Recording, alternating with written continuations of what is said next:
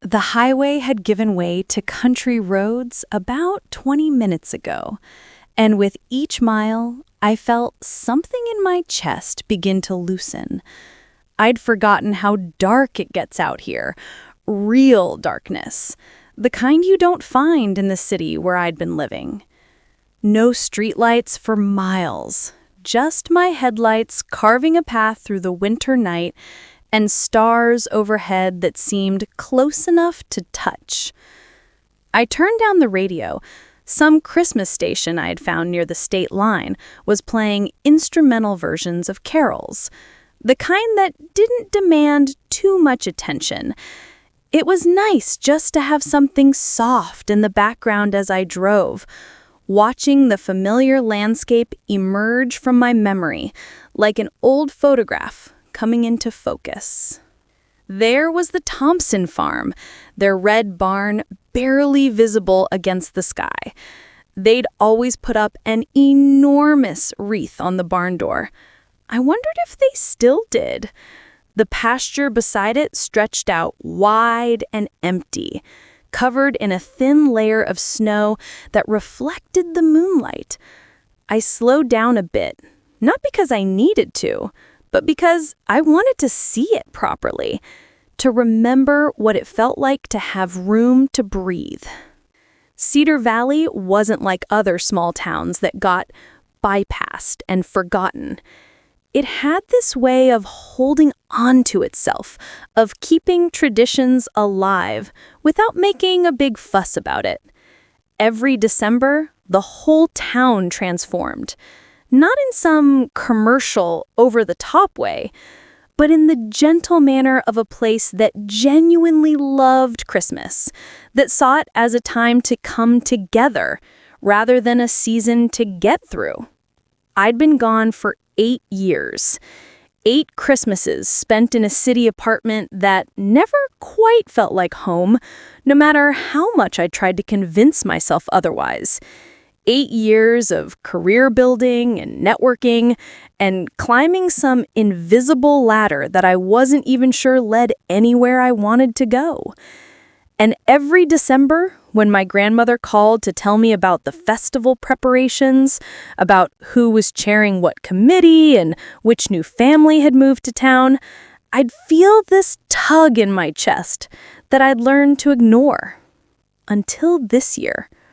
This year, when she called, her voice had that quality to it. Not worry exactly, but something softer. A kind of weariness that made me realize she wasn't going to be around forever. She didn't ask me to come directly. She never did. She just mentioned that organizing the festival was getting to be a lot, that her knees weren't what they used to be, and that she missed having me around. I'd booked the flight before we even hung up. The GPS on my phone told me I was 15 minutes away, but I didn't really need it. My hands seemed to remember every turn, every curve in the road. There was the covered bridge that crossed Miller's Creek. They'd wrapped the railings in evergreen garland, and tiny white lights twinkled in the darkness. I slowed to a crawl as I drove through it, listening to the hollow sound of my tires on the wooden planks, breathing in the cold air through my cracked window. Everything smelled like pine and wood smoke. Someone nearby had their fireplace going, and the scent drifted across the road, mixing with the crisp winter air. I inhaled deeply, feeling my shoulders drop another inch. When was the last time I felt this kind of calm? This sense that I was exactly where I was supposed to be. Main Street appeared ahead, and I felt my breath catch a little. They'd outdone themselves this year. Every lamppost was wrapped in red ribbon and evergreen, with white lights spiraling up toward the old-fashioned lanterns at the top. The storefronts glowed warmly. Peterson's Bakery with its hand-painted window display of gingerbread houses, the bookstore with stacks of wrapped presents, artfully arranged between leather-bound classics, the hardware store that somehow made snow shovels and rock salt look festive. There were people walking the sidewalks even at this hour, bundled in winter coats, carrying shopping bags and cups of what I knew would be Peterson's special Christmas cocoa. Couples walking hand in hand.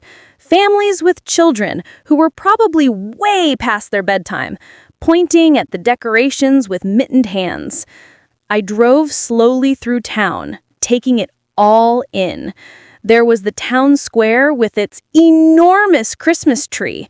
It had to be at least 30 feet tall, covered in ornaments that I knew had been collected over decades. Each one represented someone or some moment in the town's history. My own ornament was up there somewhere. A little wooden train engine I painted in 3rd grade. I wondered if I'd be able to spot it. The coffee shop on the corner had outdoor heaters on their patio, and people sat at small tables, their faces rosy from the cold and the warmth of their drinks. I recognized a few faces, or I thought I did. It had been 8 years after all. People change, but something about the way they lean towards each other, the easy laughter I could almost hear through my closed windows, that hadn't changed at all. I turned off Main Street onto Oak Lane, a quieter residential street where the houses sat farther apart, surrounded by old trees and generous yards. The Christmas decorations here were more personal, less coordinated. Some houses had elaborate light displays with synchronized music. Others had simple wreaths on their doors and candles in the windows. Each one felt like a small, warm promise. Mrs. Henderson's house on the corner had the same nativity scene she'd been putting up since I was a child. The figures were painted plywood, weathered by years of December storms, but she arranged them so carefully each year that you couldn't help but stop and look. I slowed down as I passed, noticing she'd added new hay bales around the scene and a string of soft golden lights. The elementary school appeared on my right, its playground empty, but decorated with giant candy canes marking the path to the front doors. I remembered field days and Christmas pageants, the smell of the cafeteria making sugar cookies, the way the whole school would gather in the gym to sing carols on the last day before winter break. Simple memories, but they settled over me like a comfortable blanket. I turned on Maple Road, and my heart rate picked up just as slightly. 3 more miles, and I'd be at my grandmother's farmhouse. The road here was narrower, flanked by trees that created a canopy overhead, their bare branches like lace against the dark sky. Snow had started to fall, just a few flakes at first, drifting lazily through my headlight beams. I thought about the last time I'd been here, 2 years ago. Just a quick visit over Thanksgiving. I'd been distracted then, checking my phone constantly, taking work calls even during dinner. I'd left the day after the holiday, making excuses about a project deadline that probably could have waited. My grandmother had stood on the porch and waved as I drove away, and I'd promised to come back soon. Soon had turned into 2 years. The farmhouse came into view as I crested the final hill, and I had to pull over for a moment just to look at it. It sat at the end of a long gravel driveway, a 2-story white house with green shutters and a wraparound porch that my grandfather had built by hand. Every window glowed with warm yellow light. The porch was strung with garland and white lights, and there was a wreath on the door. I could see its red ribbon even from here. Smoke curled from the chimney, rising straight up in the still night air. The old oak tree in the front yard, the one with the tire swing I'd spent hours on as a child, was wrapped in tiny, clear lights that made it look like something from a fairy tale. I sat there in my idling car, just looking. The snow was falling more steadily now, dusting the windshield, creating a soft barrier between me and the world. I felt tears prick at my eyes, though I couldn't have said exactly why. Relief, maybe, or gratitude that this place had waited for me, that it looked exactly as I'd remembered it in my best dreams. The front door opened, and my grandmother appeared on the porch. She was smaller than I remembered, wrapped in a thick cardigan, her white hair catching the porch light.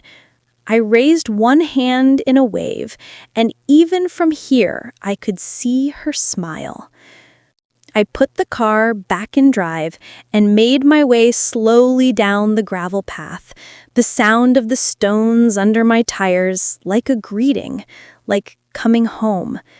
I parked next to the old barn and turned off the engine, sitting for just a moment in the sudden silence. Through the falling snow, I could see my grandmother still standing on the porch, waiting patiently, not rushing me, just being there, solid and steady, the way she'd always been. I stepped out into the cold night air, pulling my coat tighter. The snow kissed my cheeks, melted on my eyelashes.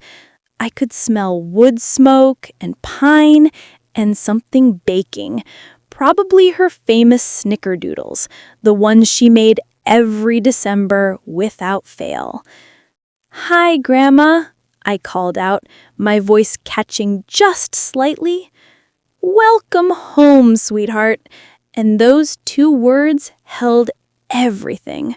Forgiveness for the years I'd stayed away, joy that I was here now, and the absolute certainty that this would always be my home, no matter how long I'd been gone. I walked up the porch steps, and she pulled me into a hug. She was warm and soft and smelled like vanilla and cinnamon.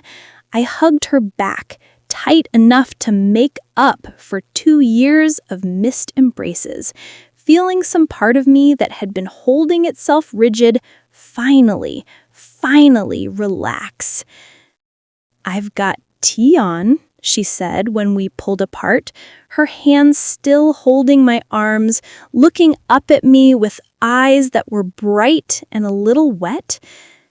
"There's cookies just out of the oven. Come in. You must be exhausted." I followed her inside, carrying my bag over one shoulder. The house enveloped me immediately, warmth and light and the kind of comfort that can't be replicated anywhere else. The entryway looked the same, the worn hardwood floors, the coat rack made from antlers that my grandfather had mounted, the mirror with the ornate frame that had belonged to my great-grandmother.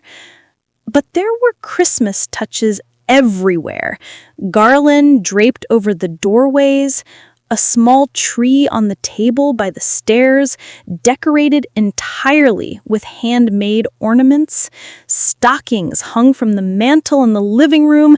I could see them from where I stood, and my heart squeezed when I realized one of them still had my name on it. "I kept your room ready," Grandma said, leading me toward the kitchen. "Fresh sheets yesterday. There are extra blankets in the closet if you need them, though the heat's been working just fine." The kitchen was exactly as I remembered.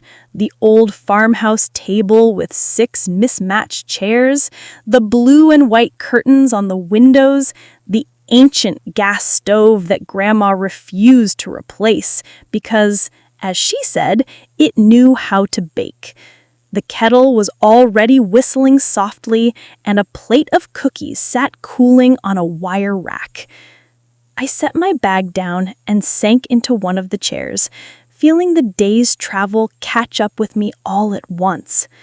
Grandma moved around the kitchen with practiced ease, preparing 2 cups of tea, adding honey to mine without asking because she remembered. She set the cup in front of me, along with a small plate of cookies, then settled into the chair across from me with her own tea. For a moment, we just sat there, sipping our tea, the comfortable silence of people who don't need to fill every second with words. "Tell me about the festival," I finally said, reaching for a cookie.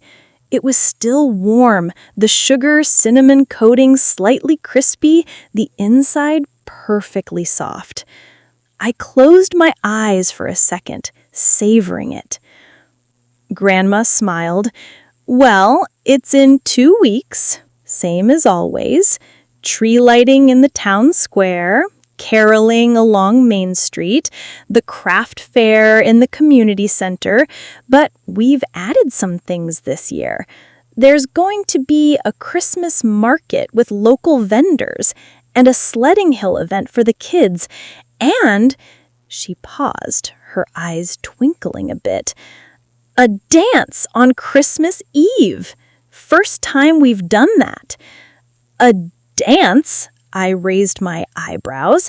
"That's ambitious." "It was Charlotte Bennett's idea. You remember her, don't you? Sarah and Tom's daughter? She's been heading up the planning committee this year." I do remember Charlotte, vaguely. She'd been a couple years behind me in school, quiet, artistic, always carrying around a sketchbook. "Is she back in town too?" "Never left," Grandma said, taking another sip of her tea. "Opened up a little art gallery on Main Street about 5 years ago. Does beautiful work, paintings mostly, and some photography. She's been a godsend with the festival planning, very organized. You'll meet with her tomorrow, I imagine. Most of the committee meets at the bakery around 9. I nodded, though something in my chest felt tight at the thought of meetings and committees and having to be on for people.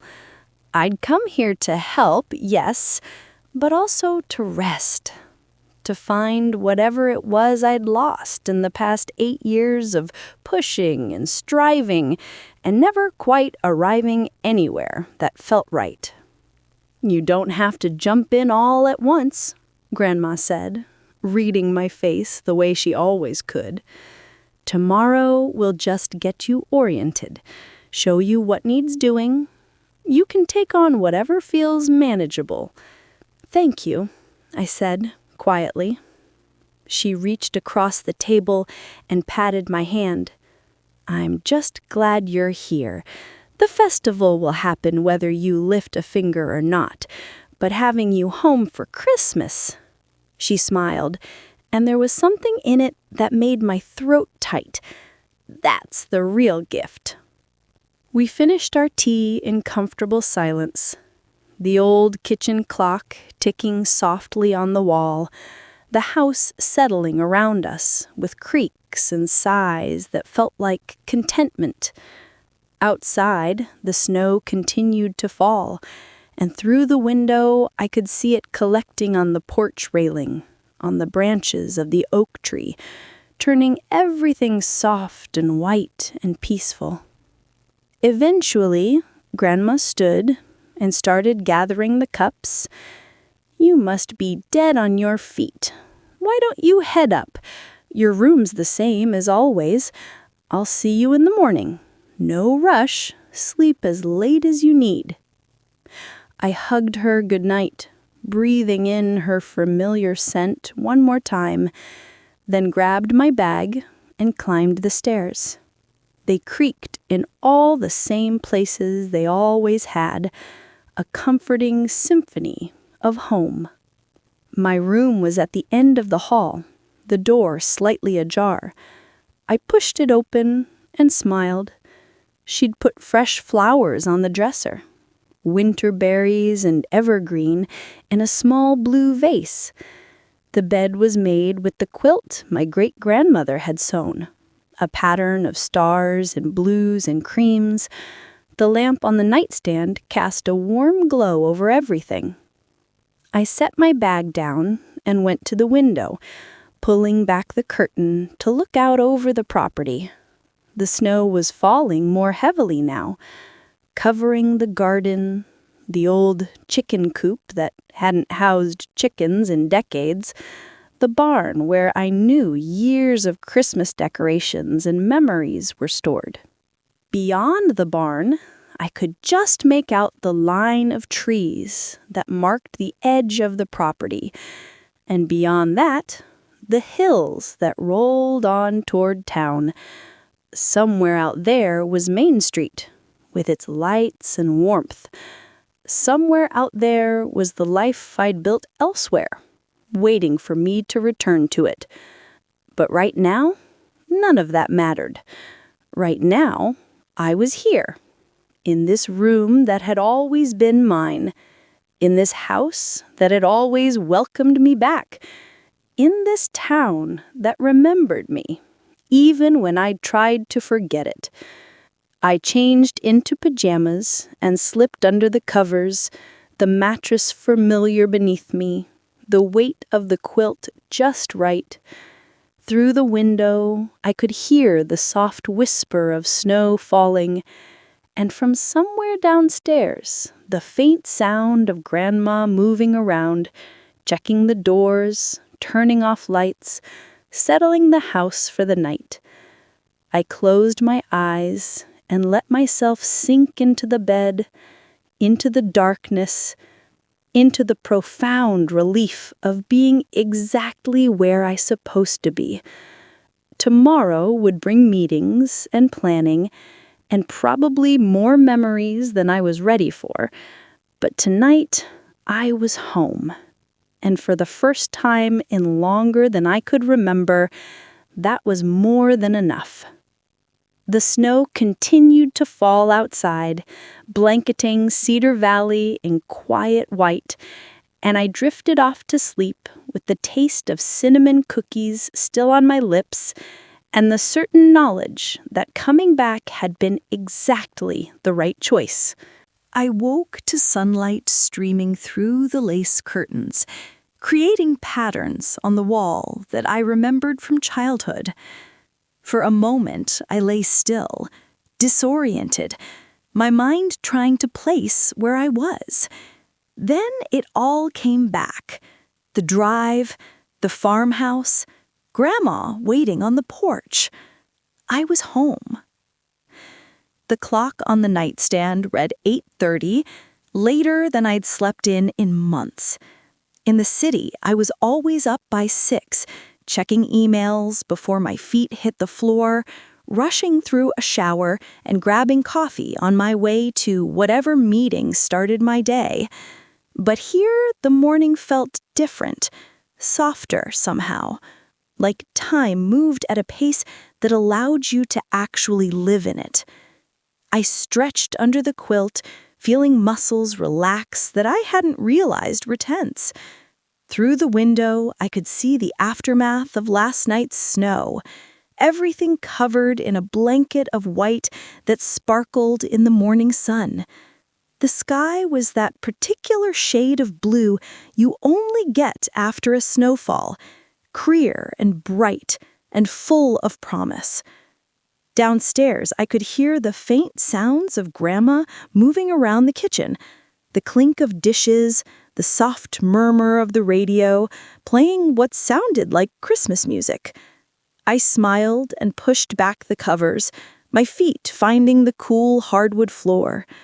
The bathroom across the hall still had the same clawfoot tub, the same hexagonal tile floor, the same medicine cabinet with the slightly squeaky door. I washed my face with cold water, brushing my teeth while looking at my reflection. I looked tired still, but there was something different already. Some tightness around my eyes that seemed less pronounced. I dressed in comfortable clothes, jeans and a soft sweater, and made my way downstairs following the smell of coffee and something baking. The steps creaked their familiar greeting, and I ran my hand along the banister that had been polished smooth by generations of hands doing the same thing. Grandma was at the stove when I entered the kitchen, flipping what looked like pancakes in an old cast-iron skillet. She turned when she heard me, her face lighting up. "Good morning, sweetheart. Did you sleep well?" "Better than I have in months," I admitted, moving to pour myself a cup of coffee from the pot on the counter. It was strong and hot and exactly what I needed. "You didn't have to make breakfast?" "Nonsense! Your skin and bones. Sit down. These are almost ready." I settled into my chair from last night, cradling the warm mug in my hands. Through the window above the sink, I could see the backyard, the bird feeder hanging from the oak tree, already visited by a few cardinals whose red feathers were brilliant against the snow. The garden beds were buried under white, but I could still make out the wire frames that Grandma used for her tomatoes in summer.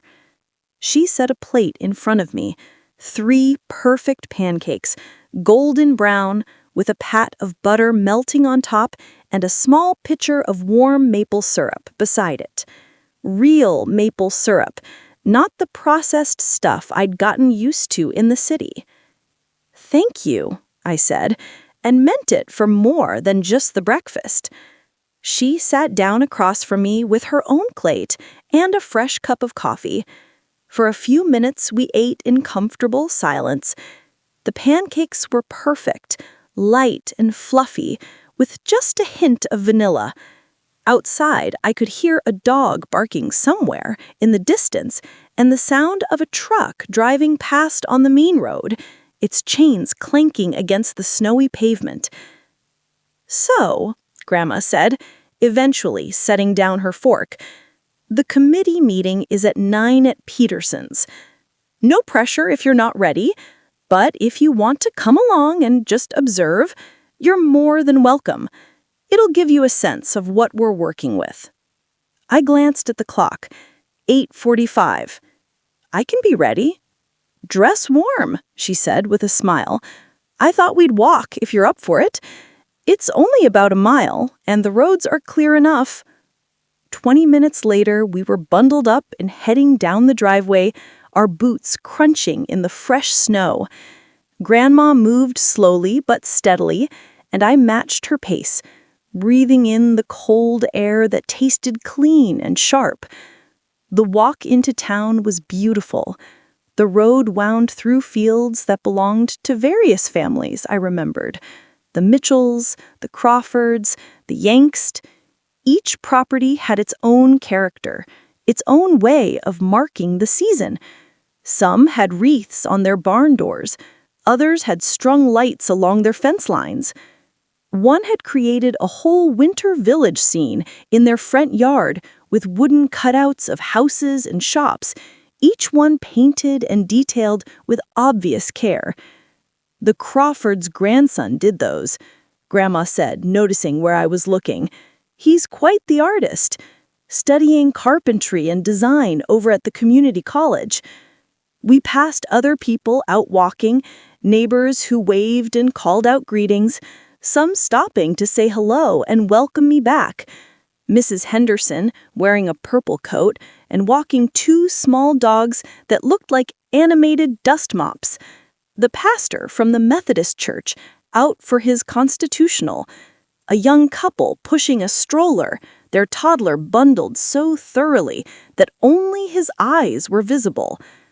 Each interaction was brief but warm, and by the time we reached Main Street, I felt like I'd reconnected with a dozen small threads of community that I'd forgotten existed. Main Street in daylight was even more charming than it had been last night. The shops were opening up, proprietors sweeping snow from their storefronts and turning their signs to "open."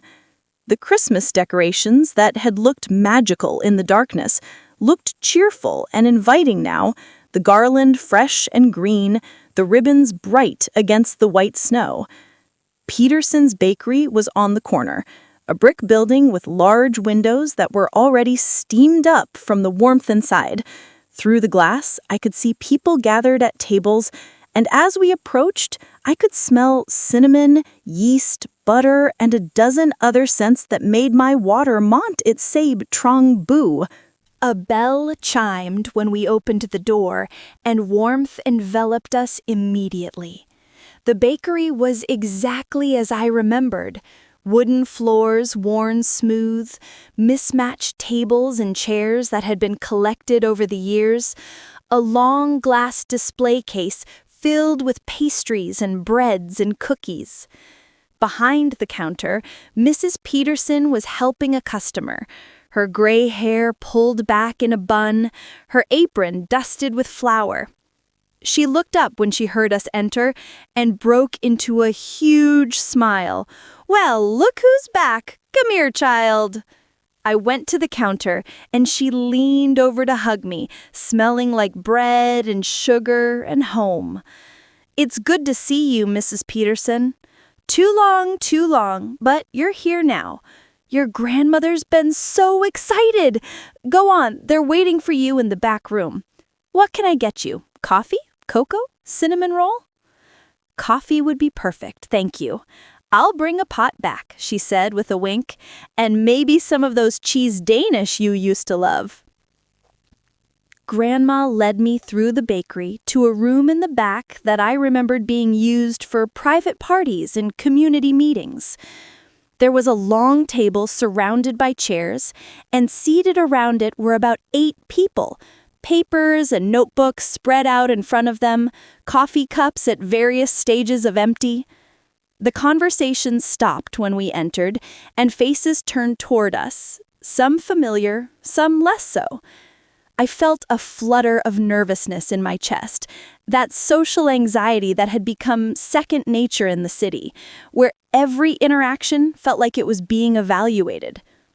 But these faces were smiling, genuinely pleased to see us.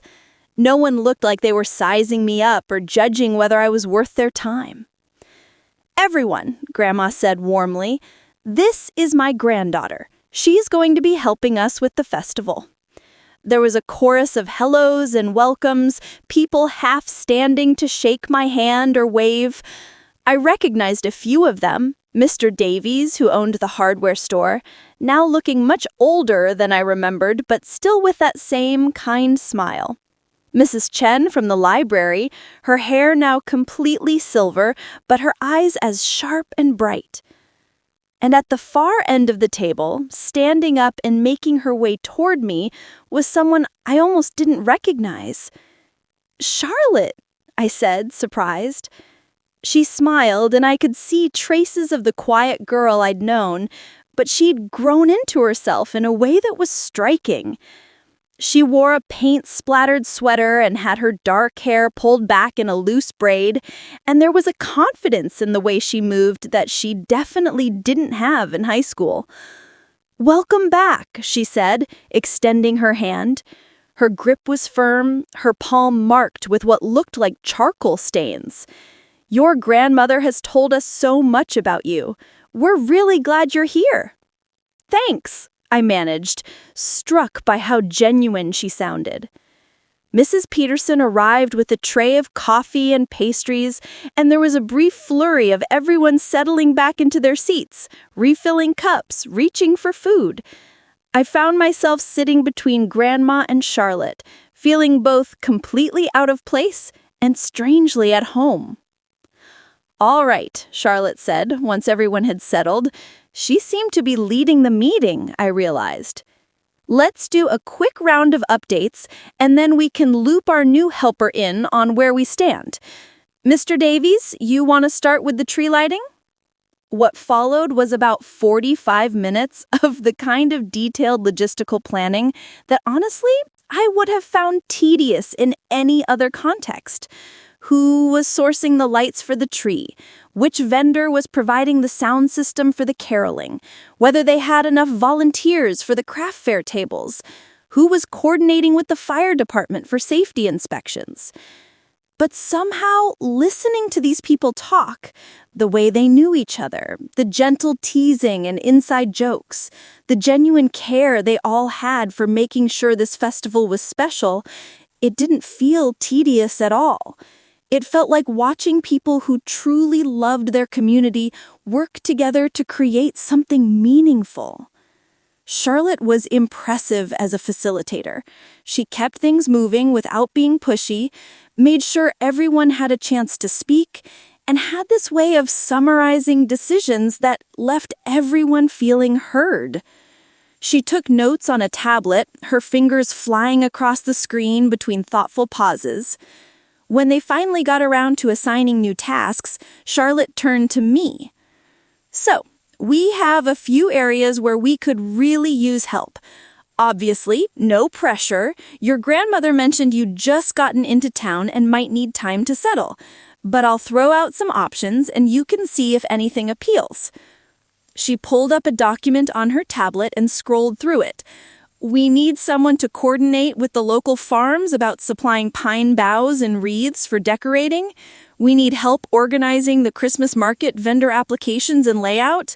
We need someone to work on publicity, social media, flyers, that kind of thing. And she paused, glancing up at me. We need someone to help sort and catalog all the decorations in storage. A lot of them are out at your grandmother's barn, actually.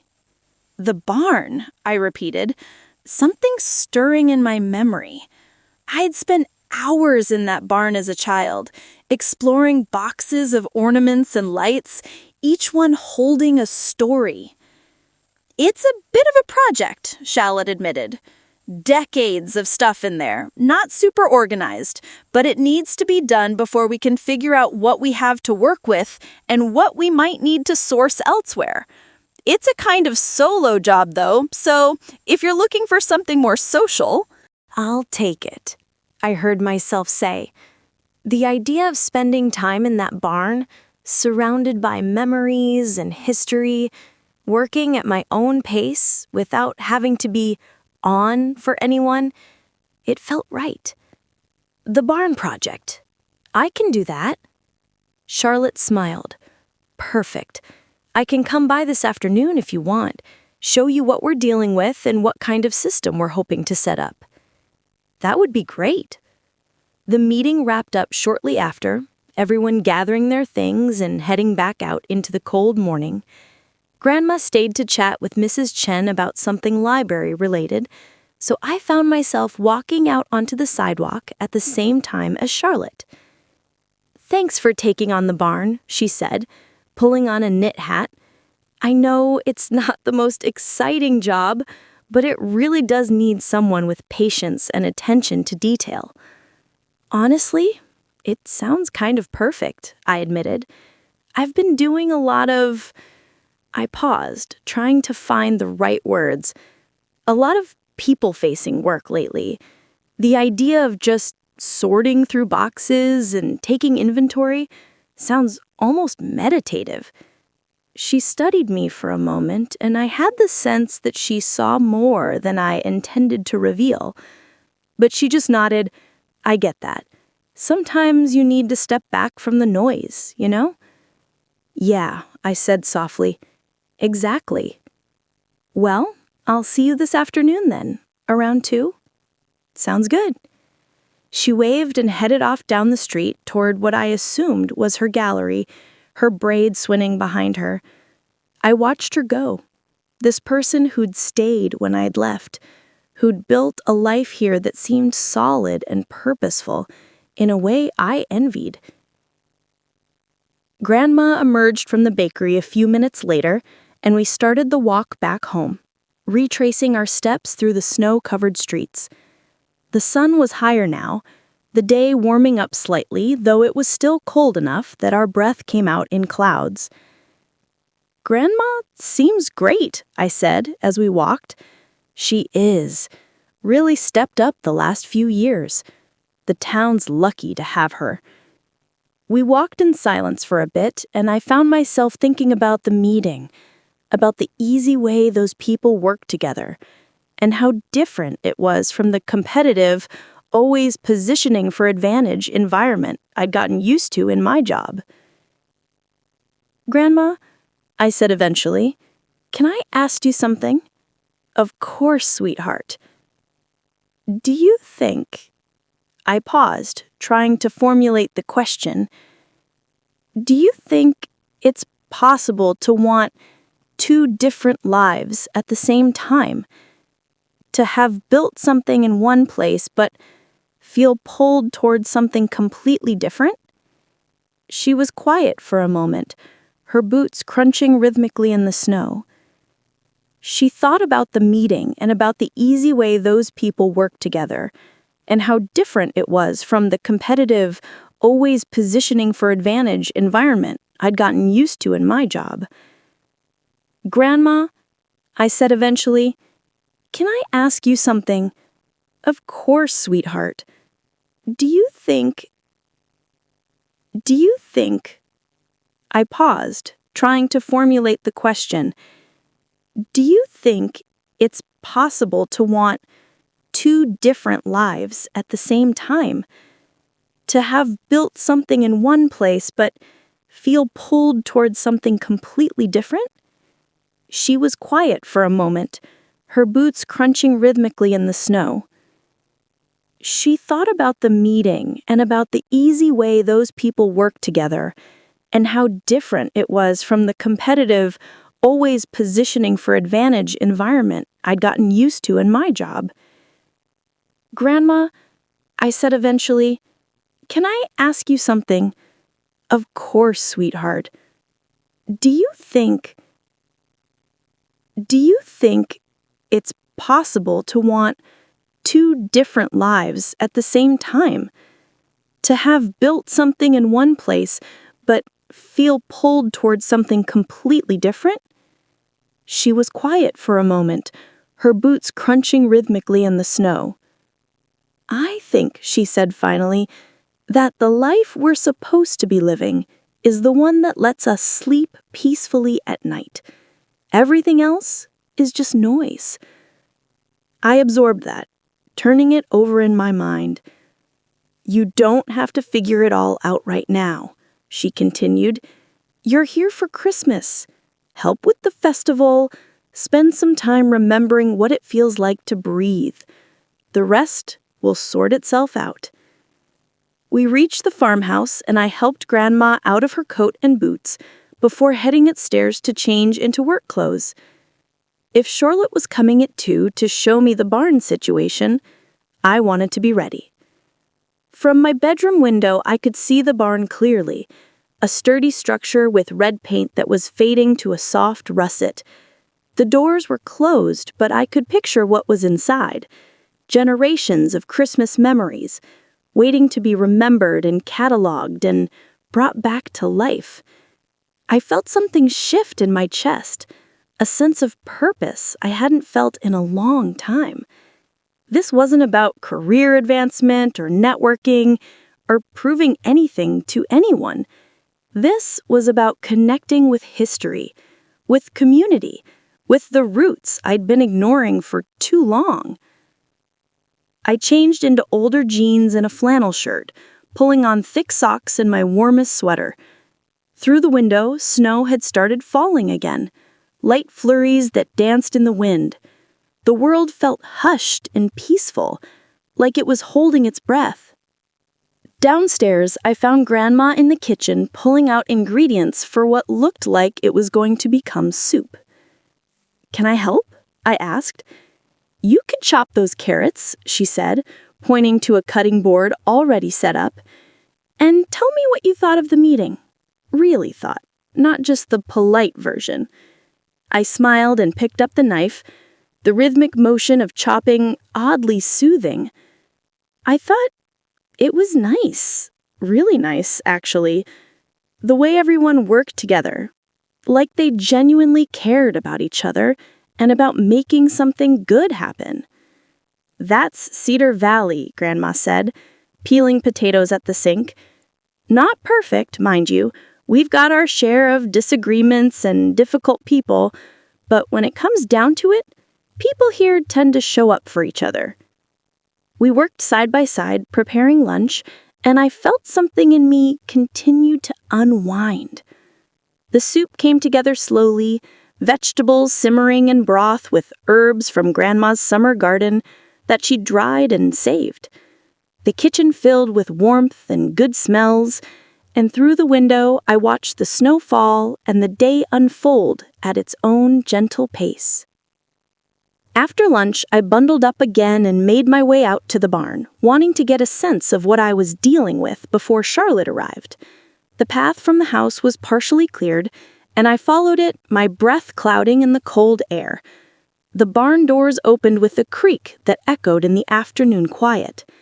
Inside, it was dim and cool, smelling of old wood and dust and years of stored memories.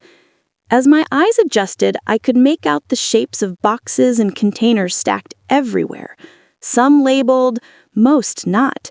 Christmas lights coiled in tangles, ornaments wrapped in newspaper from decades past, wreaths and garland and stars and angels, all waiting patiently to be needed again. I stood there in the doorway, taking it all in, and felt a smile spread across my face. This was going to take days, maybe weeks. It was going to be dusty and probably frustrating and definitely not glamorous. And I couldn't wait to start. Charlotte arrived exactly at 2, her truck rumbling up the driveway and parking next to the barn. I watched from inside as she climbed out, carrying what looked like a clipboard and a large thermos. She was dressed for work, canvas jacket, sturdy boots, her hair still in that practical braid. "Hey," she called out when she spotted me in the doorway. "I brought coffee, figured we might need it." "You're a lifesaver," I said, accepting the cup she poured for me. It was hot and strong, exactly what the cold afternoon required. She stepped into the barn and let out a low whistle. "Okay, so I've been in here before, but every time I forget just how much stuff there is." "It's a lot," I agreed, looking around at the towers of boxes and crates. Where do we even start? Charlotte pulled out her clipboard, which turned out to be attached to a tablet. "So here's what we're thinking. We need to sort everything into categories: lights, ornaments, wreaths and garland, structural decorations like the big outdoor displays, fabric items like tablecloths and banners, and then a miscellaneous category for anything that doesn't fit. We need to know what condition everything's in, what might need repairs, and what's maybe too far gone to salvage." She pulled up a spreadsheet on her tablet. "I've created a basic inventory system. Each category has codes, and we just need to log items, take photos of anything notable, and flag anything that needs attention. Does that make sense?" "Yeah, that actually seems really manageable," I said, impressed by how organized she'd made it. I figured we could spend today just getting a sense of the overall landscape, move things around a bit so we can access everything, create zones for each category. Then you can work through it systematically over the next week or so. She paused. "Unless you're planning to head back before Christmas?" "No, I'll be here through the new year," I said, surprising myself a little with how committed that sounded. "Perfect."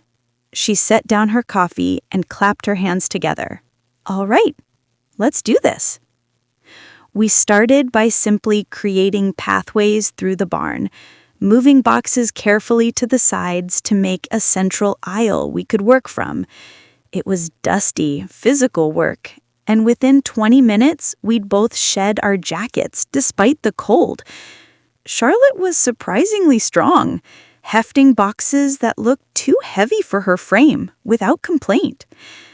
"So," Charlotte said as we worked, "what have you been doing in the city all these years? Your grandmother mentions you sometimes, but she's always a little vague on the details."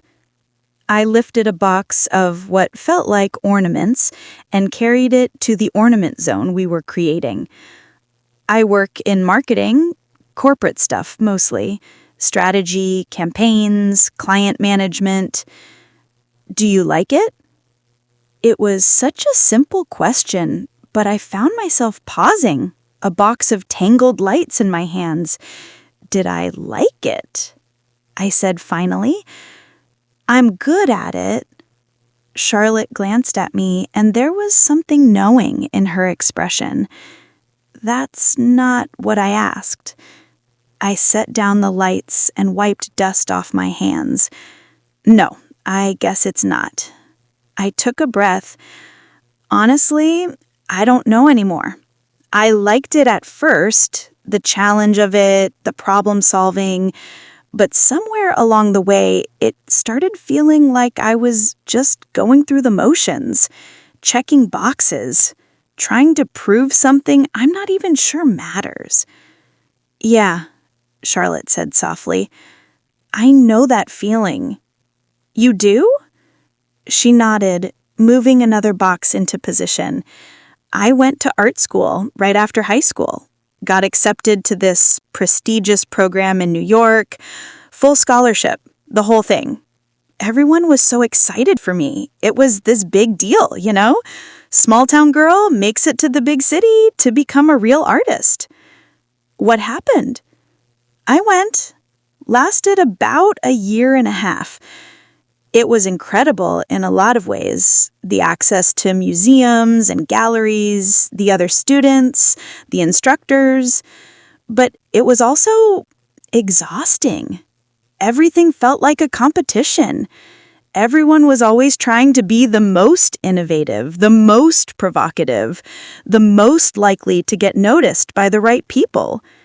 And I realized I didn't actually care about any of that. She picked up her coffee and took a sip. I just wanted to make art because it made me happy. I wanted to paint the things I loved, this town, these people, the way light falls on the fields in autumn. But that wasn't cool enough, wasn't conceptual enough. So I came home and opened the gallery. Eventually. First, I worked at the library for a couple years, painted in my spare time, saved up money. Then, when the space on Main Street became available, I took the leap. Best decision I ever made.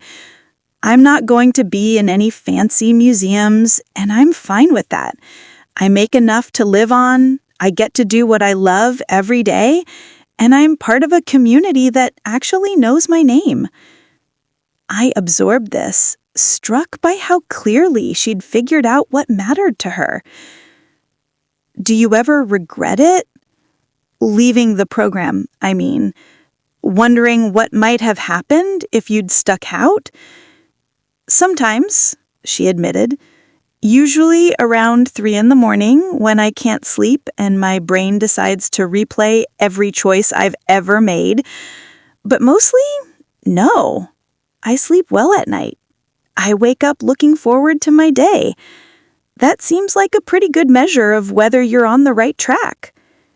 It was almost exactly what my grandmother had said that morning, and hearing it twice in one day felt significant somehow. We worked in companionable silence for a while, making real progress on organizing the space. I found myself relaxing into the physical labor, into the simple task of moving boxes and creating order from chaos. There was something meditative about it, just as I'd hoped. Oh, wow, Charlotte said suddenly, pulling open a box near the back corner. Come look at this. I made my way over and peered into the box. Inside, carefully wrapped in tissue paper, were dozens of handmade ornaments, clearly old, some of them dating back decades based on the faded colors and delicate construction. Charlotte carefully lifted one out. It was a small church, hand-painted in white, with a tiny steeple and windows detailed in gold. Look at the craftsmanship on this. Someone spent hours on these. My great-grandfather made them, came my grandmother's voice from the barn doorway. We both turned to see her standing there, wrapped in her cardigan, a soft smile on her face. Every winter, he'd make a new ornament for the town tree. Did it for 40 years. He was a carpenter by trade, but he had this artistic streak. Each ornament was different. Churches, houses, little figurines, all painted by hand. After he died, Grandma couldn't bear to see them on the public tree anymore, so she asked if we could store them. That was, 25 years ago now. Charlotte and I exchanged glances. "These should be in a museum," Charlotte said quietly, "or at least displayed somewhere people can appreciate them. The Historical Society has been asking about them for years. I just haven't been ready to let them go. But maybe it's time. What do you think, sweetheart?" I carefully picked up another ornament, a small schoolhouse with children painted in the windows. It was exquisite, full of love and attention to detail. "I think they're meant to be seen. Great-grandpa made them for the community. Maybe we could display them at the festival, create a special exhibit." Grandma's eyes grew bright. He would have liked that. Charlotte was already making notes on her tablet. "We could set up a display case at the community center during the craft fair. I could make some informational cards about the history, about your great-grandfather. It could be really special." "Yes," Grandma said, nodding. "Yes, let's do that." We spent the next hour carefully unwrapping and cataloging all of the ornaments, 42 in total, each one unique, each one a small masterpiece. Charlotte photographed them individually, and I logged them into the inventory system, noting their condition. Miraculously, most were in excellent shape, just dusty from decades of storage. "This is going to be the centerpiece of the whole festival," Charlotte said, genuine excitement in her voice. "A celebration of tradition and craftsmanship and community history. People are gonna love this." After Grandma went back inside, Charlotte and I continued working, sorting through more boxes. We found strings of vintage lights that would need to be tested, but might still work. We found wreaths that just needed fresh greenery added to their wire frames. We found boxes of ornaments that had belonged to various families over the years, each one labeled with careful handwriting, noting who it had come from and when. "This town really holds on to things, doesn't it?" I observed, reading a tag that dated back to 1967. "Is that a criticism?" Charlotte asked, but she was smiling. "No, actually, it's kind of beautiful. In the city, everything's always about the new, the next, the latest. Nothing has history because nothing sticks around long enough to accumulate it. But here," I gestured at all the boxes around us, "here, things matter enough to keep." "People matter enough to keep too," Charlotte said quietly. "That's the real difference. In places like this, people don't come and go as much. We're invested in each other's lives long term. It changes how you treat each other." By the time the winter sun started setting around 5 o'clock, we'd made impressive progress. The barn was organized into clear zones, we had a solid inventory system started, and we'd discovered those incredible ornaments. Charlotte and I stood in the doorway, looking back at our work with satisfaction. "You're really good at this. The organizing, I mean. Very methodical." "Years of project management," I said with a shrug. "Turns out those skills transfer pretty well to sorting Christmas decorations." She laughed. "Well, I'll leave you to it. I think you've got a good handle on the system now. Just Text me if you have questions, and I'll check in every couple days to see how it's going. Thanks for setting all this up. And for the coffee. Anytime. She started toward her truck, then paused. Hey, a bunch of us usually grab dinner at the tavern on Friday nights. Nothing fancy, just burgers and catching up. You should come if you're free. That sounds nice, I said, and was surprised to find I meant it. After Grandma went back inside, I stood in the barn doorway for a few more minutes, watching the sky turn pink and orange as the sun set behind the hills. The air was cold and still, and smoke from various chimneys rose straight up into the evening sky. Christmas lights were starting to come on in houses across the valley, twinkling like earth-bound stars. I thought about what Charlotte had said about community, about being invested in people long-term. In the city, I had colleagues and acquaintances, people I saw regularly but didn't really know. We traded professional pleasantries and networking opportunities, but we didn't know each other's stories, didn't care about each other beyond what we could offer professionally. Here, in one day, I'd been pulled into a web of connections that felt both foreign and deeply familiar. These people knew my grandmother, remembered me from childhood, were willing to welcome me back without hesitation. They weren't trying to get anything from me. They just saw me as someone who belonged, who had a right to be part of things simply because I'd shown up. I closed up the barn and walked back to the house through the gathering darkness. Inside, I could see Grandma moving around the kitchen, probably starting dinner. The windows glowed warmly, and through one of them, I could see the Christmas tree she'd set up in the living room, its lights reflecting off the glass ornaments. This was home. Not just the building, but the whole package. The barn full of memories, the town that held on to its history, the people who showed up for each other, the traditions that got passed down and honored. It was exactly what I'd been missing without realizing it. And now that I was back, I could feel how much I'd needed it.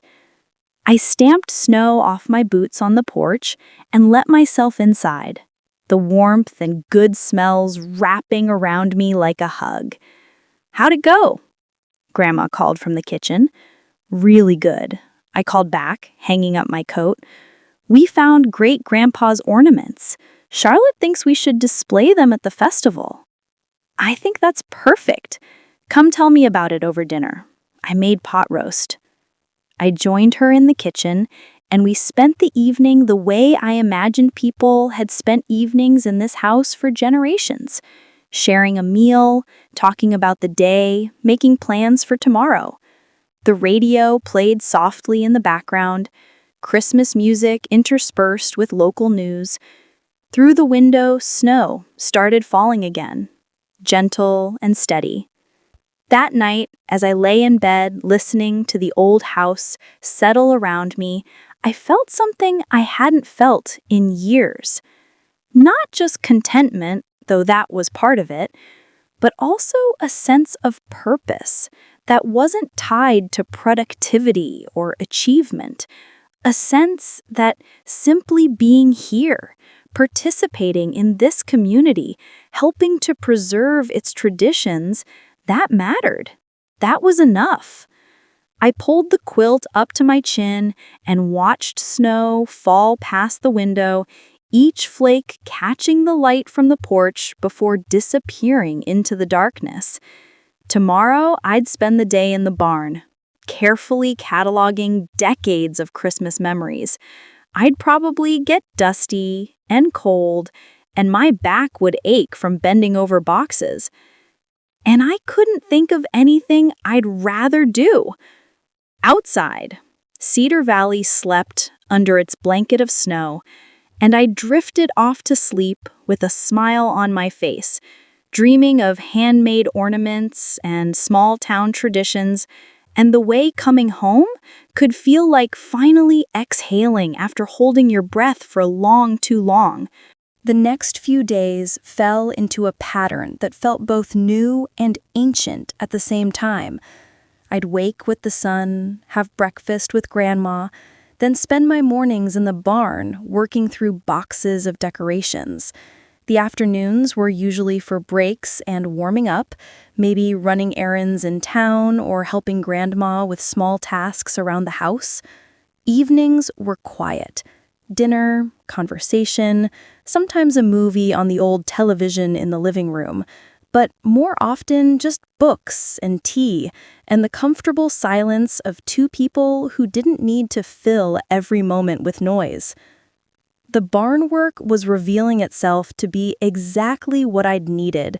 There was something almost sacred about unwrapping ornaments that hadn't seen daylight in decades, reading the notes tucked into boxes, discovering the stories behind each decoration.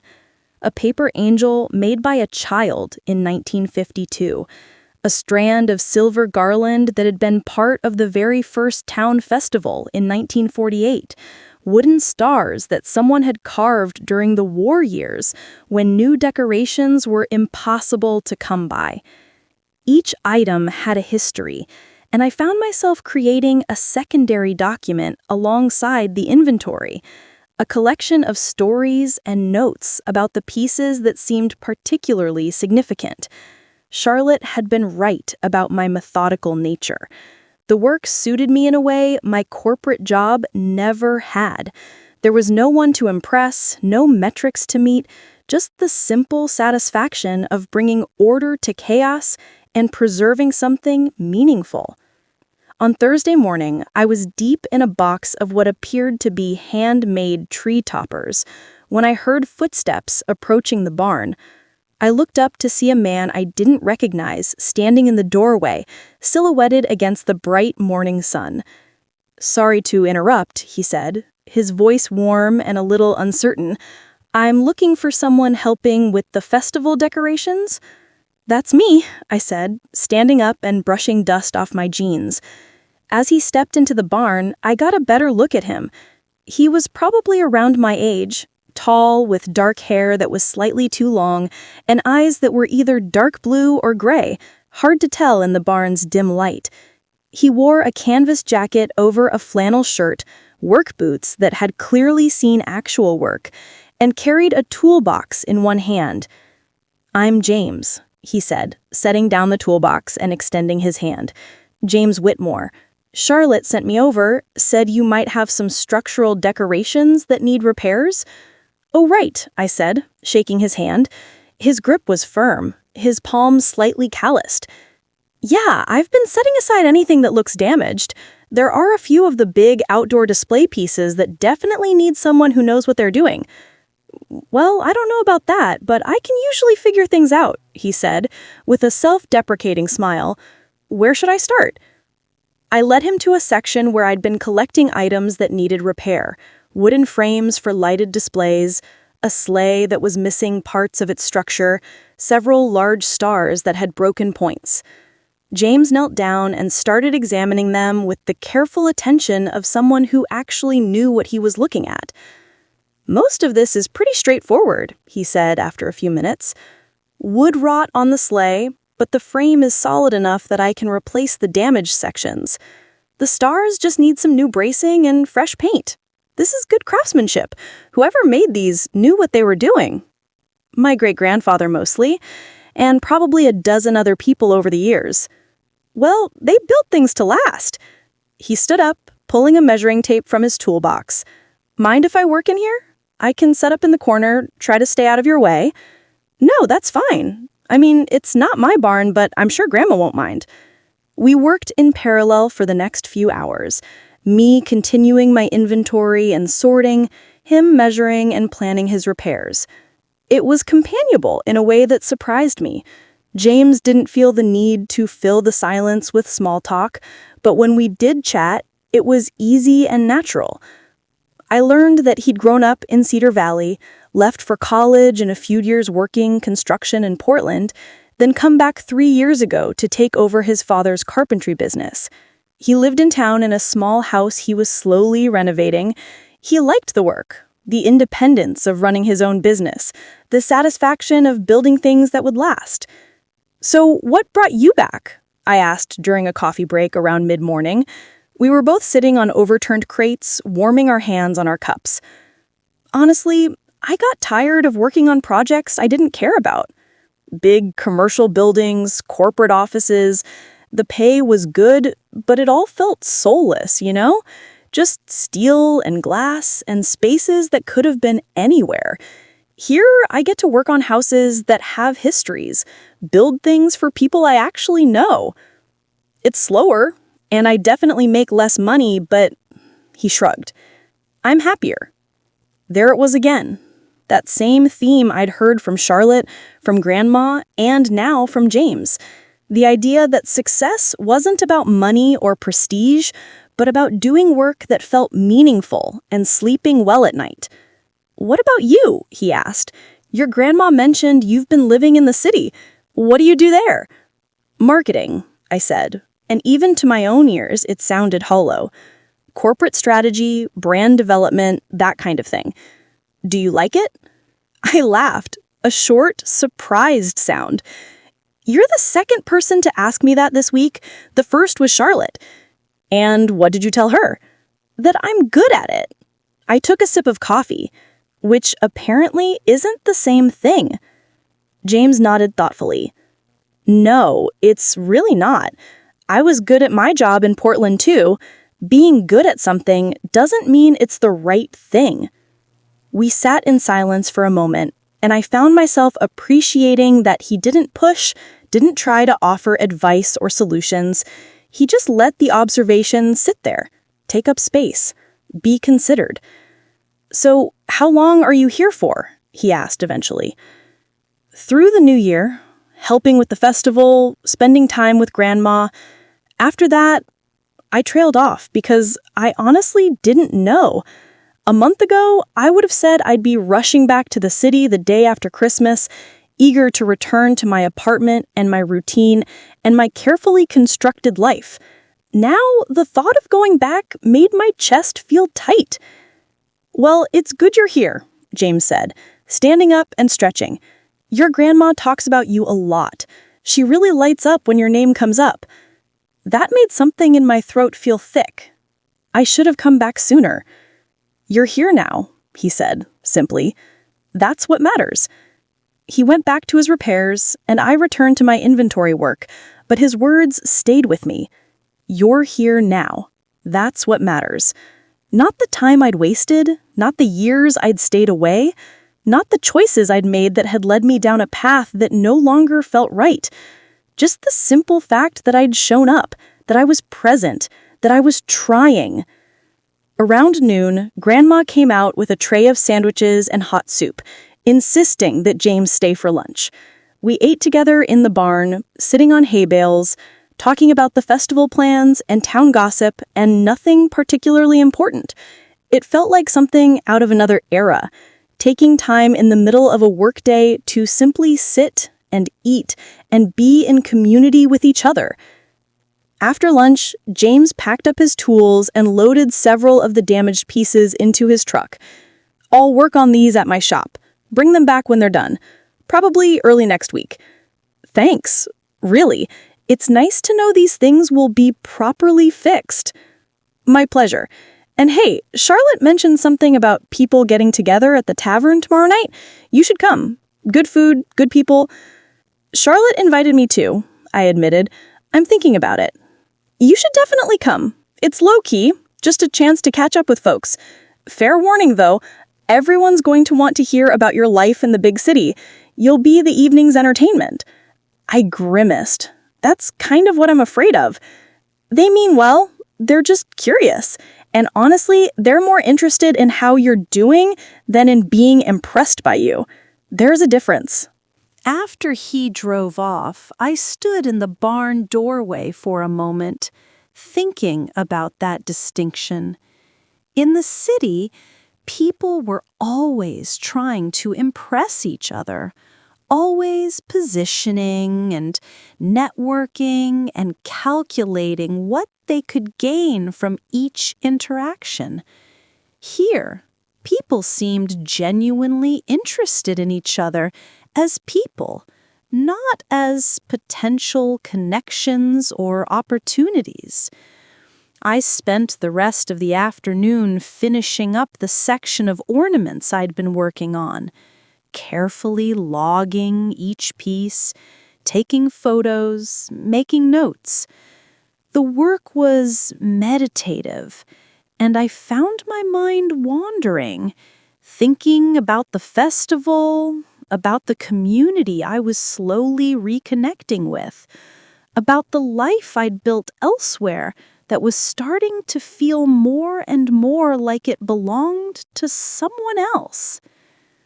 When the lights started fading, I packed up my work and headed back to the house. Inside, Grandma was in the living room, working on what looked like a knitting project. Christmas music played softly on the radio, and the tree lights cast a warm glow over everything. "How was your day?" she asked, looking up with a smile. "Good. Really good, actually." I settled into the armchair across from her. "James Whitmore came by to pick up some things that need repairs." "Oh, James is wonderful. Such a good young man. His father's so proud of how he's built up the business. He's single, you know." "Grandma," I said, laughing despite myself. "What? I'm just saying, nice boy, good work ethic, very kind. You could do worse." "I'm not here looking for a relationship," I protested, but there was no heat in it. I know, but you can't blame an old woman for hoping." She went back to her knitting, but I could see the small smile on her face. We spent the evening much like we had the previous ones, dinner together, some television, then reading in the living room with tea and the quiet comfort of shared space. Around 9, Grandma headed up to bed, and I stayed downstairs for a while longer, looking at the Christmas tree and thinking about the day.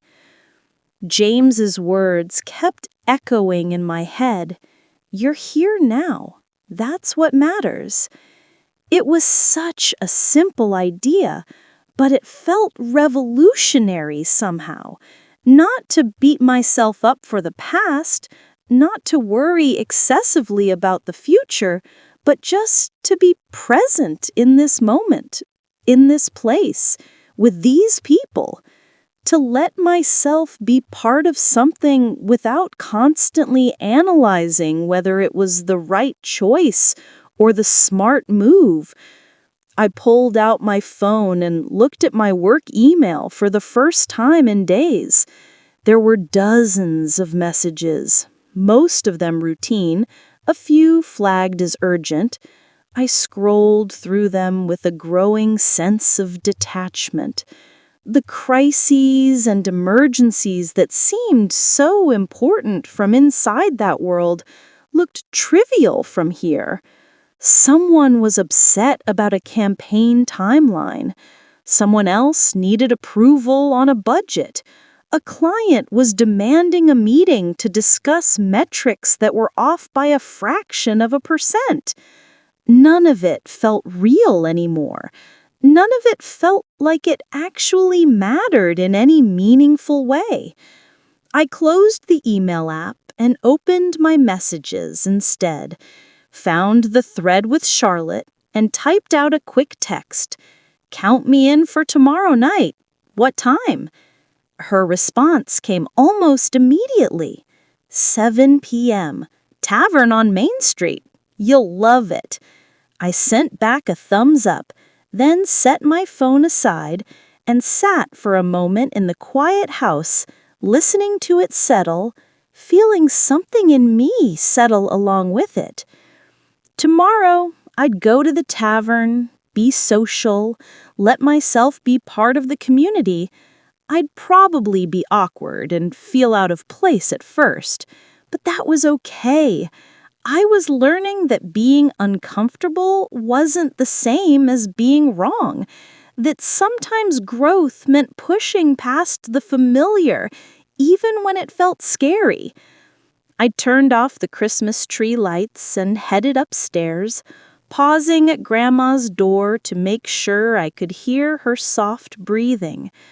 In my own room, I changed into pajamas and slipped under the quilt, looking out at the stars visible through the window. The barn work was going well. I'd probably finish the inventory in another week or so, maybe less if I pushed, but I found myself hoping it would take longer, that there would be more boxes to sort through, more stories to discover, more reasons to spend my days in that dusty barn, surrounded by the accumulated memories of generations. Because once the inventory was done, once the festival was over, I'd have to make a decision: stay or go, return to the life I'd built, or admit that life no longer fit, figure out what I actually wanted rather than what I thought I was supposed to want. But that was future me's problem. Tonight, I was just going to sleep in my grandmother's house, in the room that had always been mine, in the town that was starting to feel like home again. And for now, that was more than enough. The snow had started falling again outside, and I watched it for a few minutes before my eyes grew heavy. The flakes drifted past the window in their endless dance, each one unique, each one finding its place in the blanket of white covering Cedar Valley. I closed my eyes and let sleep come, peaceful and deep, dreaming of ornaments and barns and the sound of James's hammer fixing things that had been broken, making them whole again.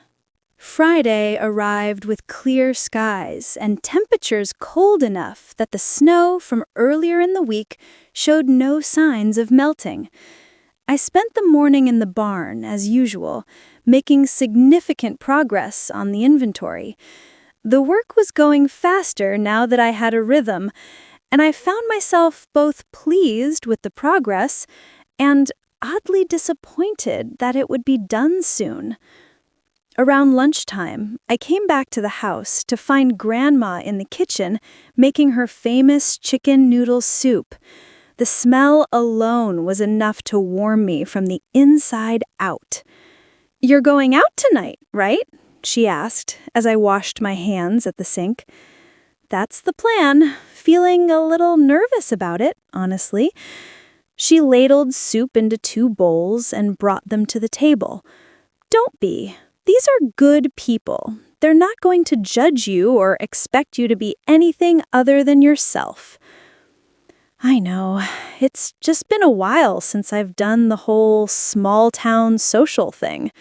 In the city, everything's so transactional, I guess. People are always networking, always thinking about what they can get from each interaction. Well, tonight you can just relax and be yourself. No agenda required. She smiled. "Though I won't lie, people will be curious about you. That's just how it is in a small town, but it comes from a place of genuine interest, not judgment." After lunch, I spent some time actually thinking about what to wear, which felt ridiculous, but also necessary. I wanted to strike the right balance, not too dressed up like I was trying too hard, but not so casual that I looked like I hadn't made any effort. I finally settled on dark jeans, a soft green sweater, and my nicest boots. By 6:30, I was as ready as I was going to be. Grandma looked up from her crossword puzzle and gave me an approving nod. "You look lovely, sweetheart. Have fun. Don't feel like you need to rush back. I'll probably turn in early anyway. The walk into town was cold, but beautiful. The sun had already set, and Main Street was lit up with Christmas lights that reflected off the snow. Shops were closing for the evening, but the tavern, a stone building on the corner with warmly lit windows, looked busy and inviting. I paused outside for a moment, gathering my courage. Through the windows, I could see people gathered at tables in the bar, hear the muted sound of conversation and laughter. It looked welcoming, but I still felt that flutter of nervousness in my chest. Just go in, I told myself. What's the worst that can happen? I pushed open the heavy wooden door and was immediately enveloped in warmth and the smell of good food. Burgers grilling, French fries, something with garlic. The interior was exactly what you'd expect from a small-town tavern. Exposed brick walls, dark wood everywhere, strings of white lights mixed with old photographs of Cedar Valley through the decades. A long bar dominated one side of the room, and tables of various sizes filled the rest of the space. "Hey, you made it!" Charlotte appeared at my elbow, a beer in hand and a genuine smile on her face. She was dressed casually in jeans and a flannel shirt, her hair down for once. "Come on, we've got a table in the back." She led me through the crowd, more people than I had expected for a Friday night in a small town, to a large round table where about 8 people were already gathered. I recognized a few faces from the festival meeting, and others I thought I might have known from years ago. "Everyone, this is our festival hero," Charlotte announced with a grin. "She's been knee-deep in decorations all week while the rest of us have been slacking." There was a chorus of hellos and greetings, people shifting to make room for me at the table. James was there, looking relaxed in a Henley jeans, and he raised his beer in greeting. A woman I didn't recognize slid a menu across the table to me. "I'm Sarah. I run the bookstore on Main Street. Charlotte has told us about your grandmother's ornament collection. It sounds amazing."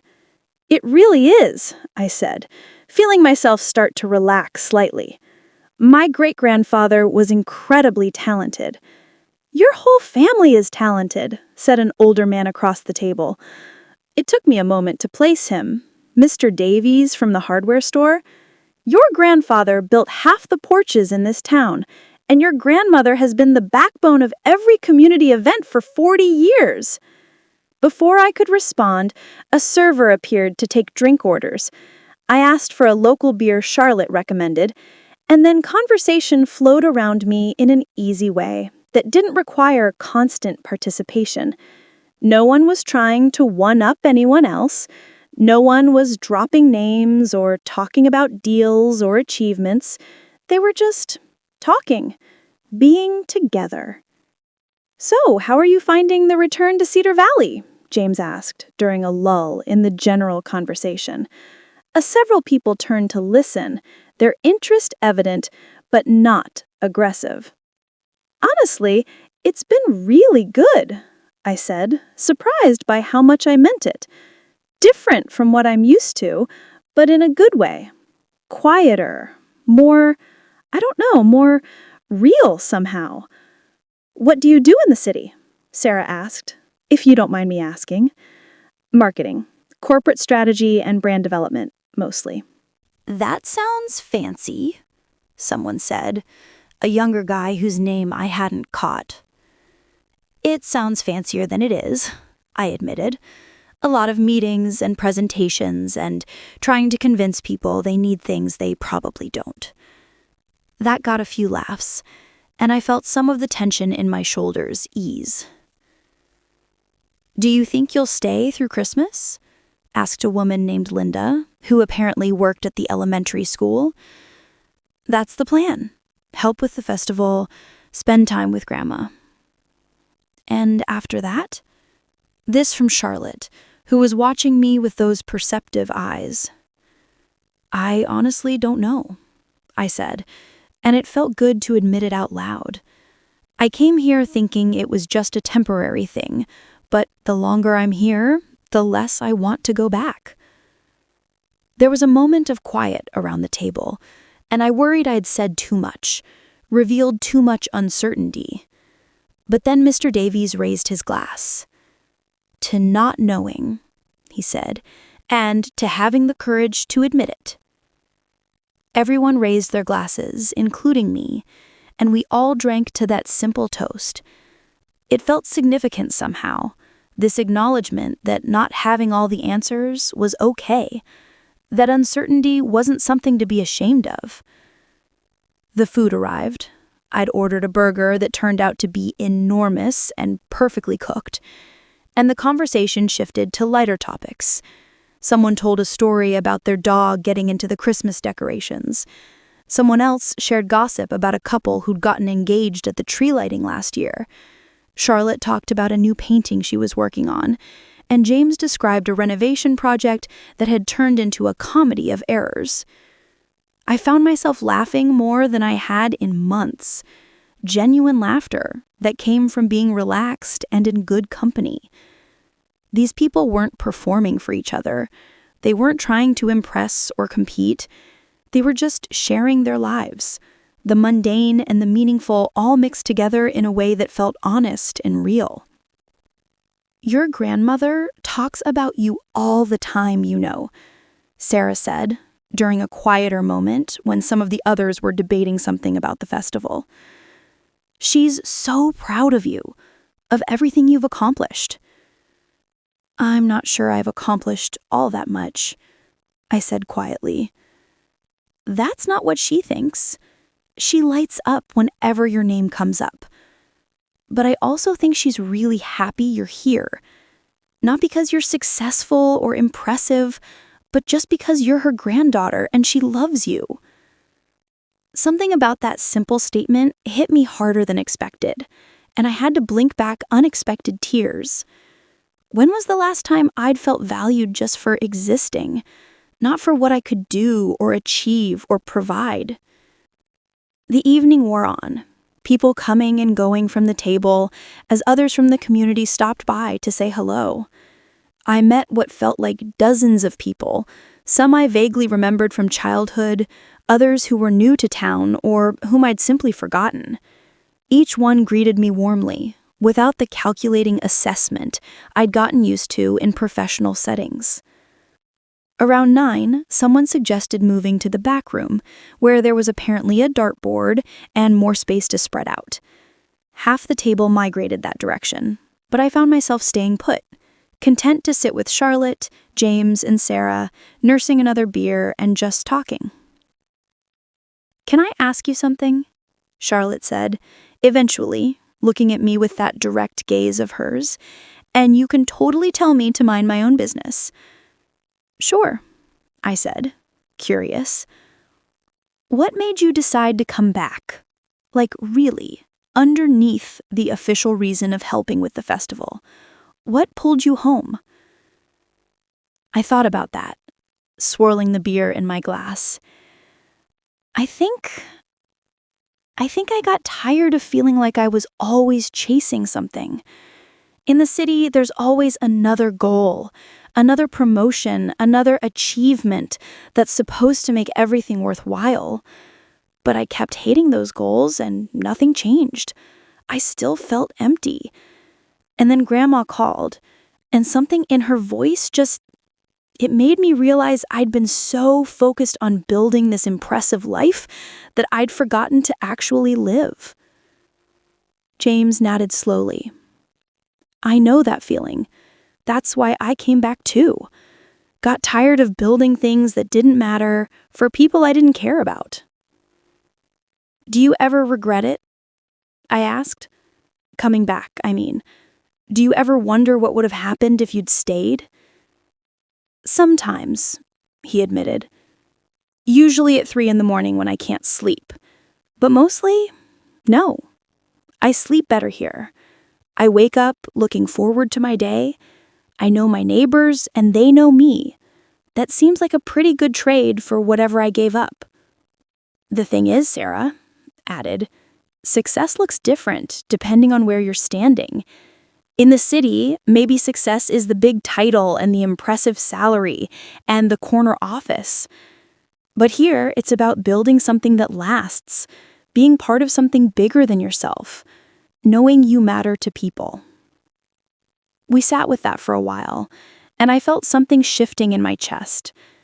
These people had made choices that the world might see as small or limiting, staying in a tiny town, running modest businesses, living quiet lives. But they seemed happier, more grounded, more genuinely content than almost anyone I knew in the city. "I should probably head back," I said eventually, glancing at my phone. It was nearly 10, and the walk home would take about 20 minutes.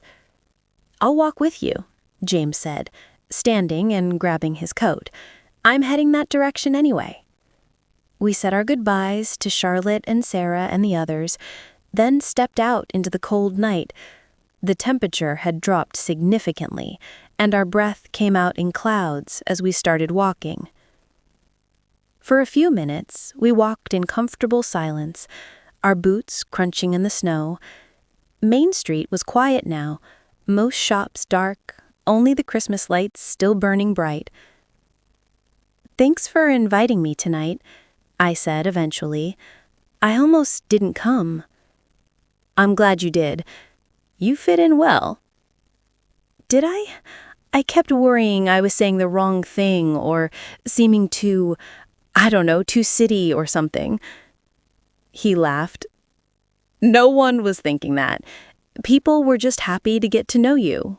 Or re-know you, I guess." We turned onto the road that led toward my grandmother's farm, leaving the lights of town behind.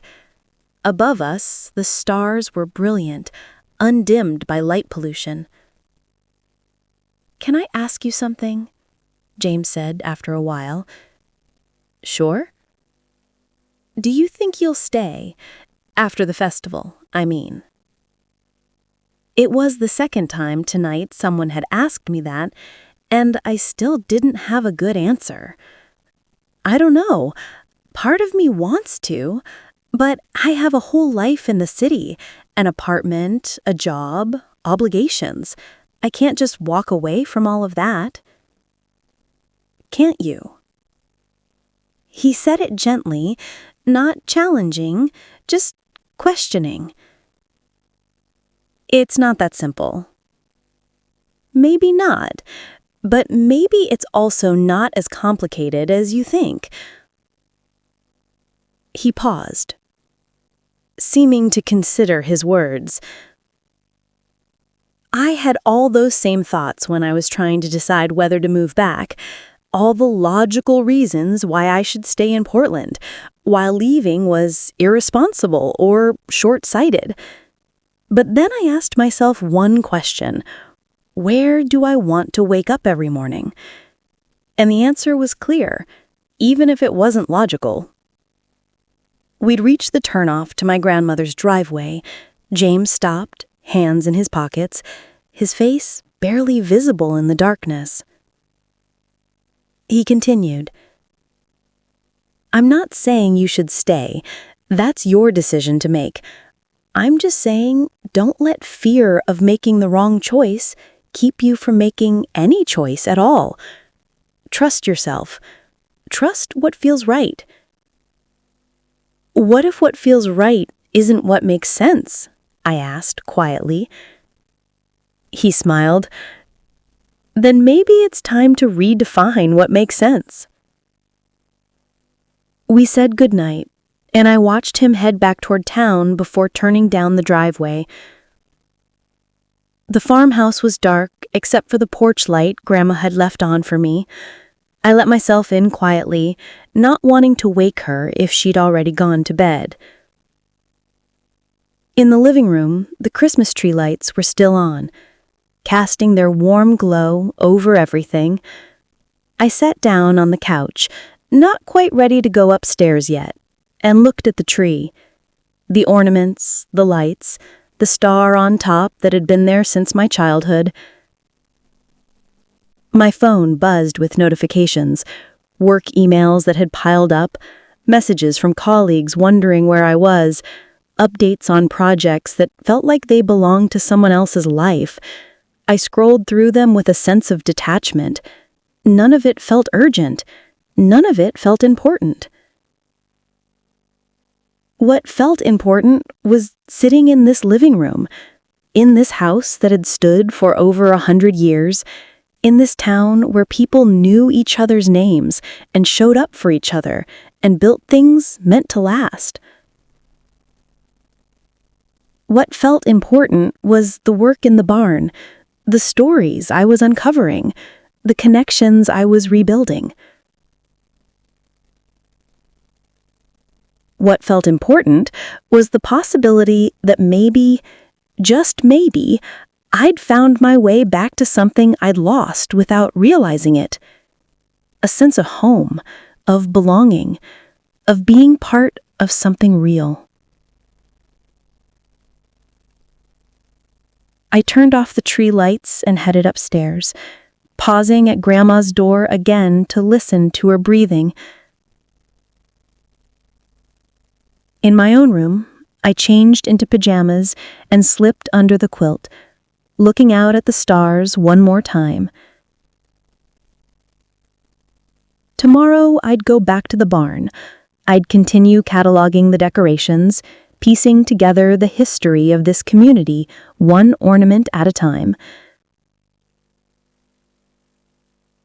And maybe, while I was doing that, I'd also be piecing together my own future, one decision at a time.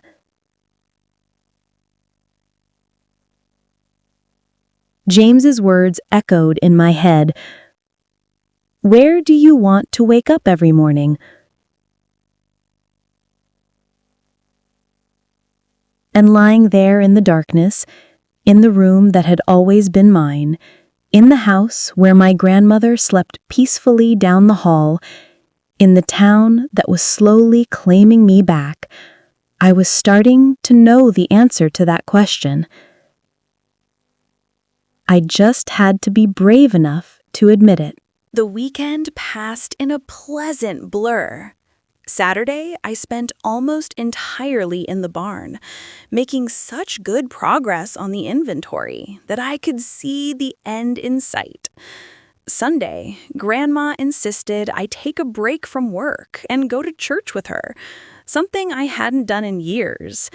The little Methodist church on Elm Street was exactly as I remembered it, from the wooden pews worn smooth by generations of worshipers to the slightly off-key organ that accompanied the hymns. What surprised me was how much I enjoyed it. Not the religious service itself, necessarily, but the sense of community. The way people greeted each other warmly, asked about family members by name, shared news and concerns.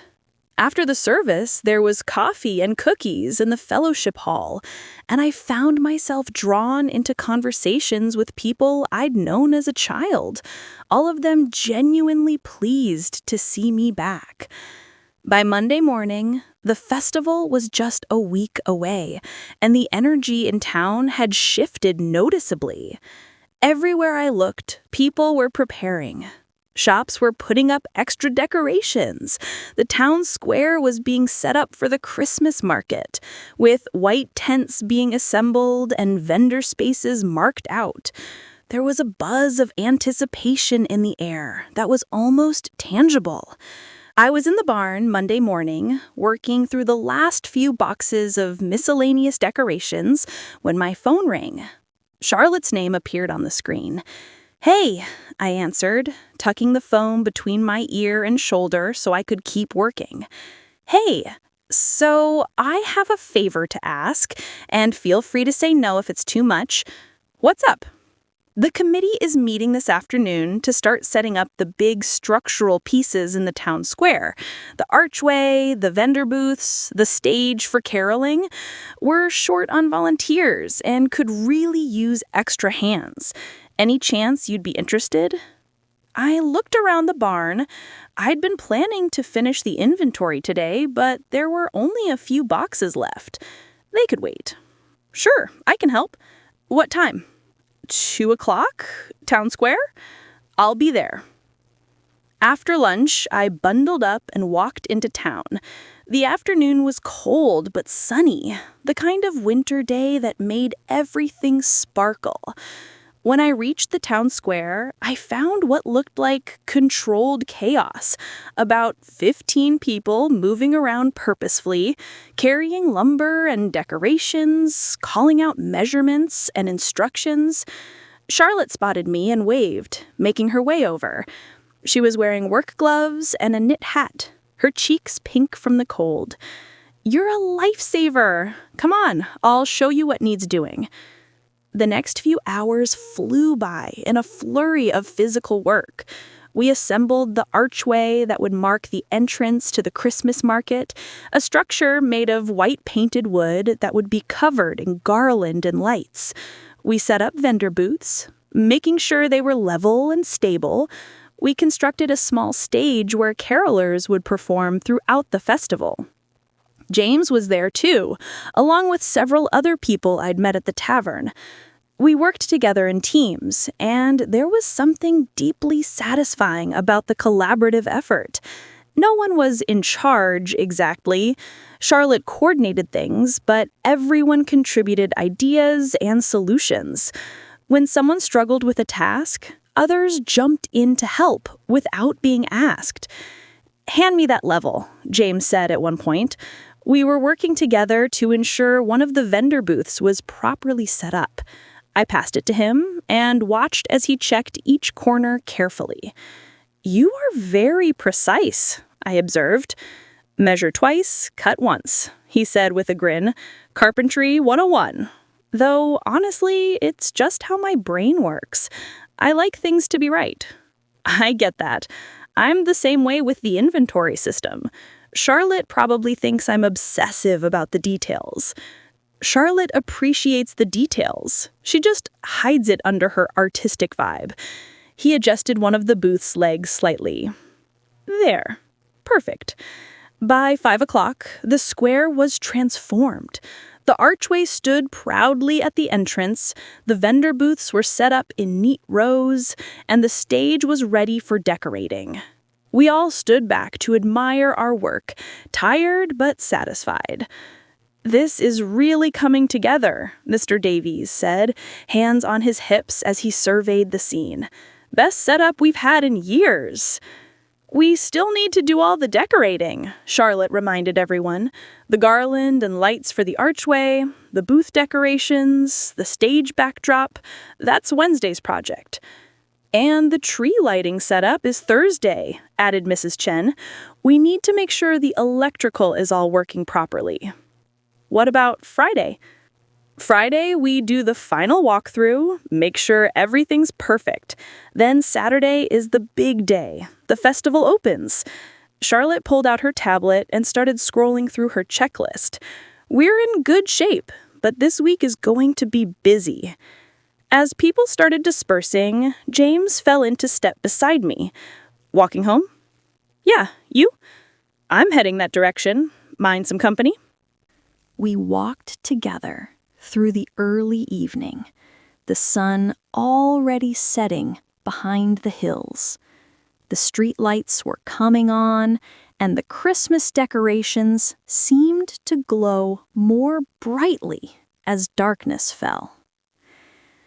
"Can I ask you something?" James said, after we'd walked in silence for a bit. "Sure." "Have you thought more about what comes after? After the festival, I mean?" I sighed. "I've thought about almost nothing else, honestly, but I still don't have an answer." "What's holding you back?" "Logic, I guess. Practicality. I have a job, a lease on an apartment, a whole life set up in the city. Walking away from all of that feels..." I paused, searching for the word. irresponsible, maybe? Or maybe it feels scary and you're calling it irresponsible to make it easier to stay stuck. I looked at him, surprised by the directness. That's pretty perceptive for someone I just met a week ago. He smiled. I told you, I went through the same thing. I recognize the mental gymnastics because I did them all myself. Every logical reason why I should stay in Portland, why coming back here was a mistake, why I was giving up my potential. He shook his head. But you know what? Those were all just fear, dressed up as reason. We'd reached the turnoff to my grandmother's property. I stopped, not quite ready to end the conversation. How did you finally decide? He asked myself a really simple question. If money wasn't an issue, if there were no practical constraints at all, where would I choose to live? And the answer was immediate. Here, Cedar Valley, home. Everything else, the job, the apartment, the life I'd built, those were all just details that could be figured out. But the fundamental question of where I belonged, that answer was always clear. I was just too scared to listen to it. What if I'm wrong, though? What if I give up everything and then regret it? Then you make a different choice. Nothing is permanent except refusing to choose at all. He paused. Look, I'm not saying you should definitely stay. Only you can make that decision. I'm just saying don't let fear make the decision for you. If you want to go back to the city because that's genuinely where you want to be, because that life fulfills you, great. But if you're going back just because it's easier than admitting you want something different, that's a choice you'll regret. I absorbed that, feeling the truth of it settle into my bones. He was right.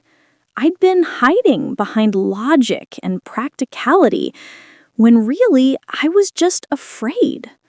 Afraid of making the wrong choice, of disappointing people, of wanting something that seemed small by the world's standards.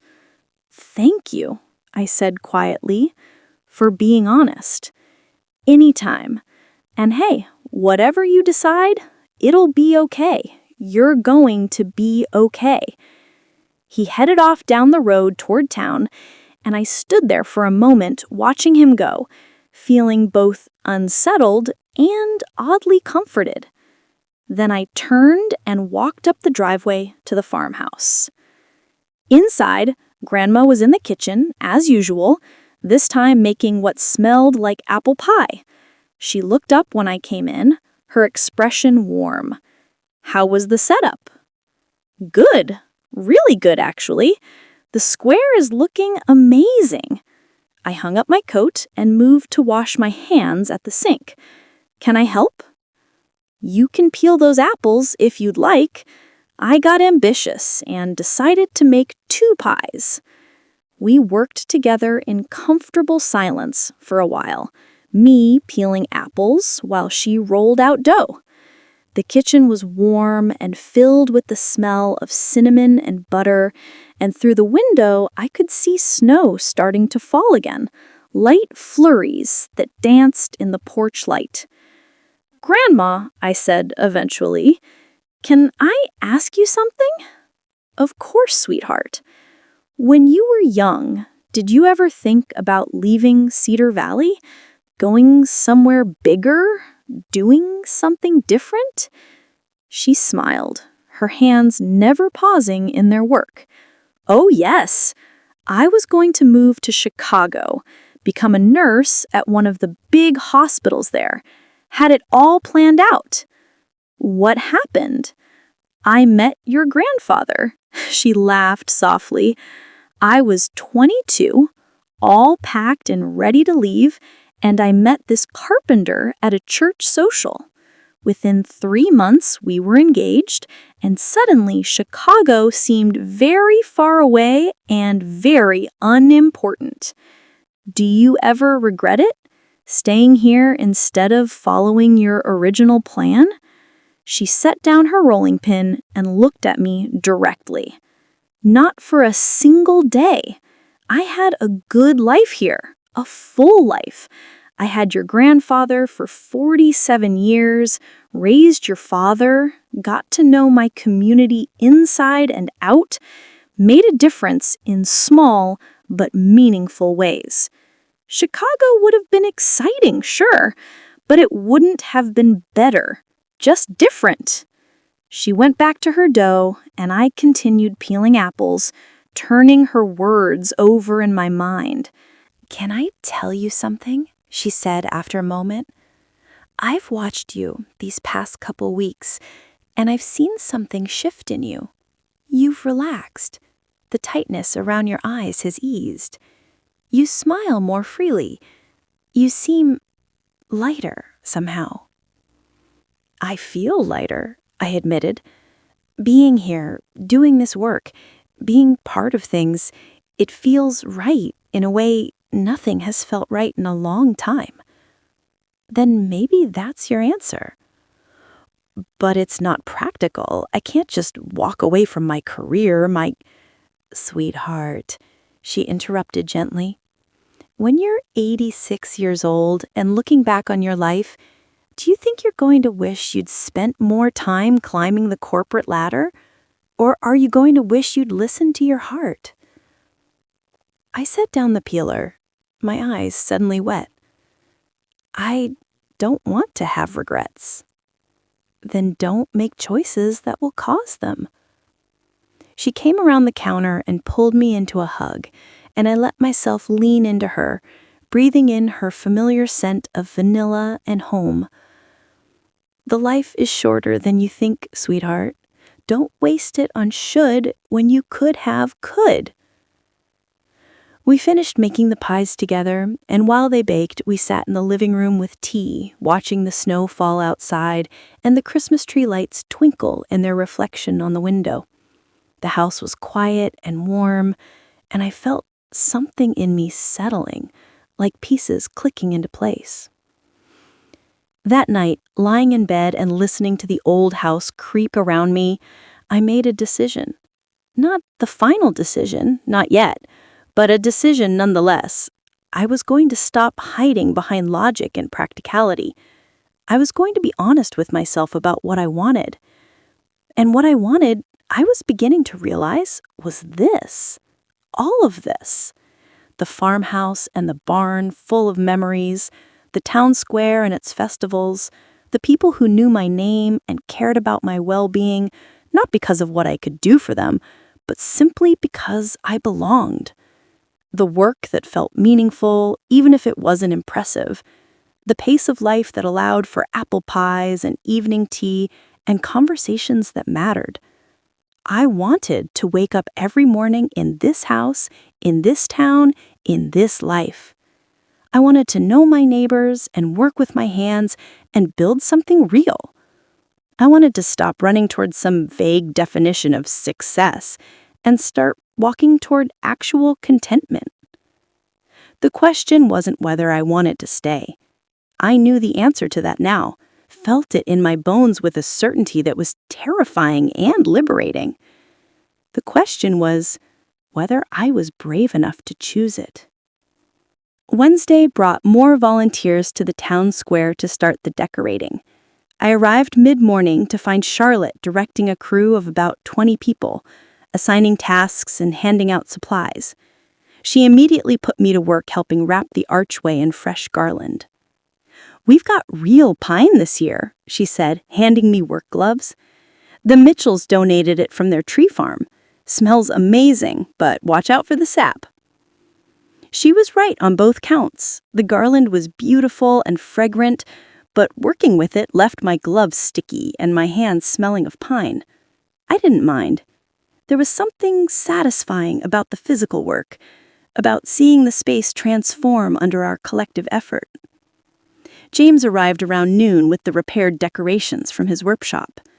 The sleigh looked brand new, its wooden runners sanded and restained, the body reinforced and painted a bright cherry red. The stars were perfect, their points secure and painted gold. "James, these are incredible," Charlotte said, examining his work. "Seriously, this craftsmanship is amazing." He ducked his head, embarrassed by the praise. Just doing what needed to be done. We spent the afternoon placing decorations strategically around the square. The repaired sleigh became a centerpiece photo opportunity near the Christmas market entrance. The stars were hung from light poles where they'd be illuminated at night. Wreaths were hung on every booth, and garland was draped everywhere it could fit. By late afternoon, the square was starting to look like something out of a storybook. The white booths with their green garland and red bows, the archway covered in pine and twinkling lights, the stage draped in fabric that looked like falling snow. It was magical. "This is going to be beautiful when it's all lit up," I said to Charlotte as we stood back to admire our work. "Saturday night is going to be incredible," she agreed. "Tree lighting at 6, then the whole festival opens. It's my favorite night of the year." Thursday was electrical day, which meant a lot of careful work testing light strands and making sure everything was properly powered and safe. The fire chief came by to do inspections, and we all held our breath while he examined our setup. When he gave us the all clear, there was a collective sigh of relief. "Now we just need Friday's walkthrough to go smoothly and we're golden," Charlotte said, checking items off her tablet. Friday morning, I finished the last of the barn inventory. The final box contained old table runners and fabric decorations. And as I logged the last item and took the final photo, I felt both accomplished and oddly melancholy. This project that had given my days structure and purpose was complete. I stood in the barn doorway looking at the organized zones we'd created, everything cataloged and ready for use. Charlotte had already arranged for several people to come by Saturday morning to load up decorations for final placement around town. My work here was done. The afternoon walkthrough went perfectly. The square looked incredible, every detail in place, every light working, every decoration secure. As the sun set, Charlotte plugged in the master switch for a test run, and suddenly the entire square blazed to life, thousands of white lights twinkling, creating a canopy of stars overhead, reflecting off the snow and making everything glow. We all stood there for a moment, silent, taking in the beauty we'd created together. "This is why we do it," Mr. Davis said quietly, "for moments like this." Tomorrow night, the festival would open. Tomorrow night, the whole town would gather in this square to celebrate Christmas together. Tomorrow night, the work we'd all put in would come to fruition. And somewhere in all that, I'd have to figure out how to tell Grandma what I'd decided. How to tell my boss in the city that I wasn't coming back. How to tell myself that choosing a life that looked small to the outside world was actually the bravest and biggest choice I could make. But that was tomorrow's problem. Tonight, I walked home through the snow-covered streets, past houses glowing with Christmas lights, feeling more at peace than I'd felt in years. Tomorrow would be magical. Tomorrow would change everything. But tonight, I was just grateful to be here, to be part of this, to be home. Saturday arrived with perfect Christmas weather, cold and clear, with just enough snow on the ground to look festive without creating difficulties for travel. I woke early, my stomach fluttering with a mixture of excitement and nerves. Today was the day all our work would come to fruition. Grandma was already up, dressed in her warmest coat and a red scarf I recognized from childhood photographs. She was making pancakes again, humming along to Christmas carols on the radio. "Big day," she said when I came into the kitchen. "How are you feeling? Excited? Nervous? Wondering if everything will work properly?" "It will. And even if something goes wrong, people won't remember the problems. They'll remember the feeling, the community, the magic." She flipped a pancake with practiced ease. That's what matters. We ate breakfast together. Then I helped her load up a basket with thermoses of hot cocoa and homemade cookies. She was planning to set up a small hospitality station near the Christmas market, a tradition she'd maintained for years. "Let me carry that for you," I said, taking the heavy basket.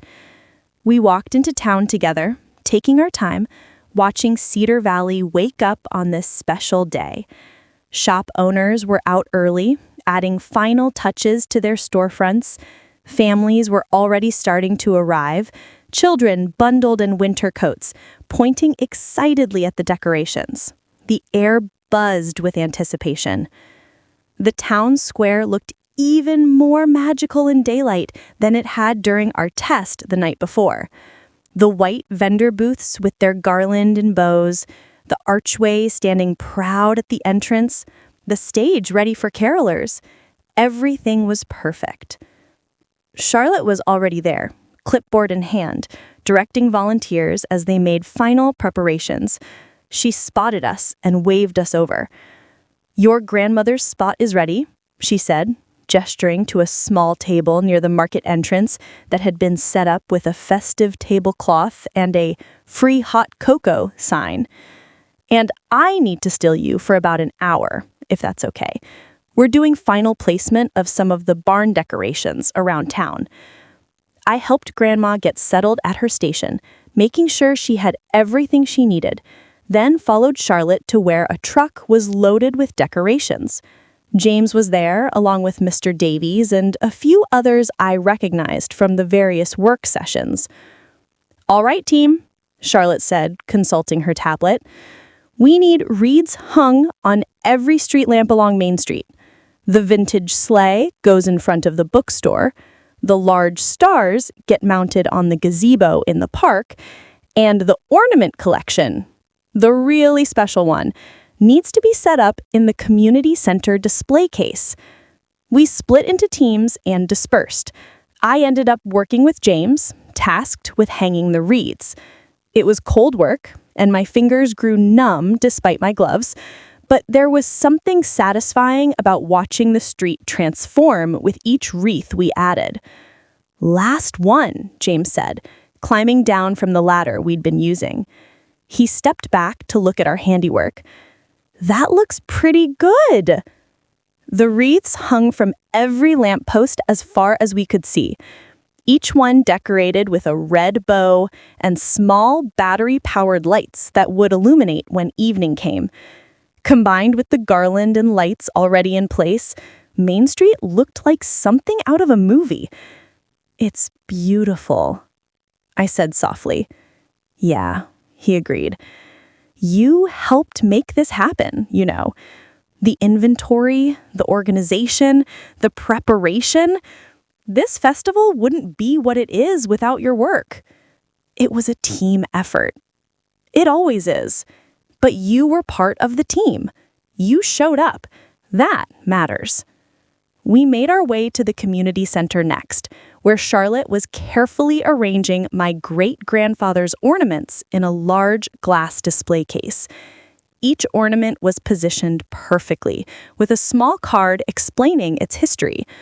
The lights in the case made them glow, highlighting the intricate details of the hand-painted scenes. "This is incredible, Charlotte," I said, studying the display. "It looks museum quality." She said, adjusting one of the cards slightly. "They deserve to be seen. These represent 40 years of tradition, of one man's dedication to his community. People need to know that story."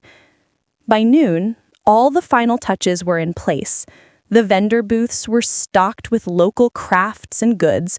The stage was set for the evening's caroling. The Christmas tree in the square, A massive fir that had been donated by one of the local farms stood ready for its lighting ceremony. Charlotte gathered all the volunteers for a final meeting in the bakery. Mrs. Peterson had prepared lunch for everyone, sandwiches and soup and her famous cinnamon rolls, and we crowded into the back room, tired but energized. Charlotte said, standing at the head of the table, "I just want to thank everyone. The amount of work that's gone into this festival is staggering, and you've all been amazing. Tonight, when we light that tree and open the market, remember that you made this happen. This is your festival, your community, your tradition. Be proud of that." There was a round of applause, and then we all dug into lunch, the conversation flowing easily.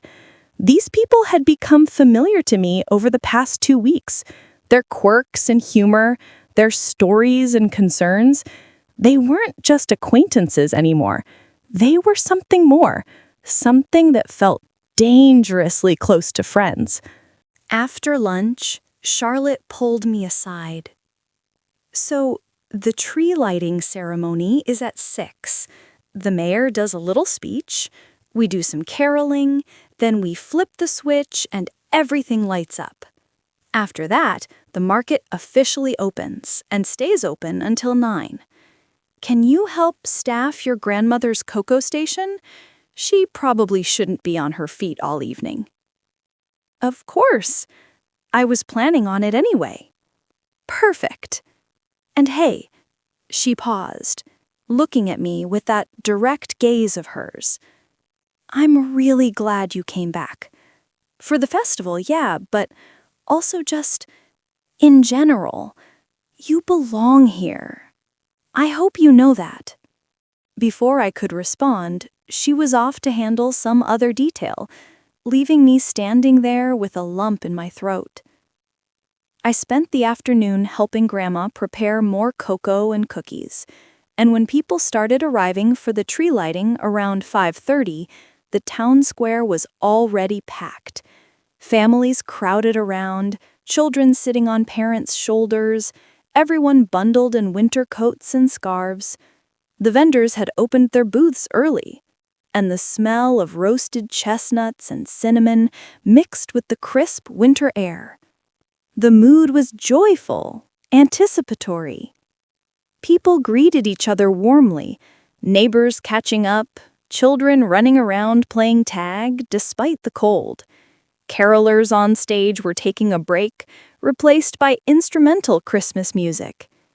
And someone had started a small fire in a decorative pit near the stage, giving off warmth and a festive glow. As 6 o'clock approached, people began gathering around the tree lighting. It stood at least 30 feet tall, covered in ornaments that represented decades of community history. I could see my childhood train engine ornament hanging near the middle, and the sight made my chest feel tight with emotion. The mayor, a woman in her 60s whom I vaguely remembered from childhood, climbed onto the stage with a microphone. The crowd quieted, expectant. "Welcome, everyone, to Cedar Valley's annual Christmas festival," she began, her voice warm and carrying across the square. "This is my favorite night of the year, not just because of the beauty you see around you, though that's certainly remarkable, but because of what it represents. This festival is the work of dozens of volunteers who gave their time and energy to create something special for all of us. It's a reminder that we're not just individuals living in the same place. We're a community. We show up for each other. We work together. We care." There was applause, and I found myself clapping along with everyone else, feeling the truth of her words settle over me. Before we light the tree, I want to acknowledge some special contributions this year. Charlotte Bennett, who chaired our planning committee with incredible skill and dedication. Charlotte waved from where she stood near the stage, looking embarrassed by the attention. James Whitmore, who repaired and restored so many of our vintage decorations. More applause. And someone who recently returned to us after too long away, who spent countless hours organizing and cataloging decades of community treasures. Please join me in thanking her for helping us remember and honor our history. It took me a moment to realize she was talking about me. My face flushed as people around me turned to applaud, some of them patting my shoulder or calling out thanks.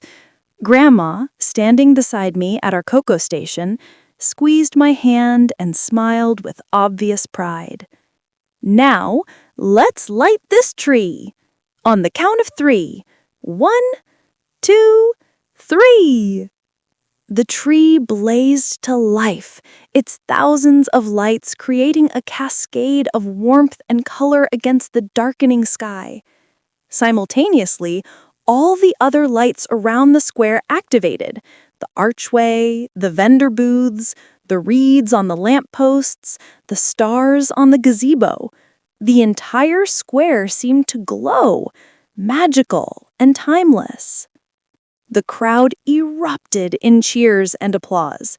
Children pointed and laughed with delight.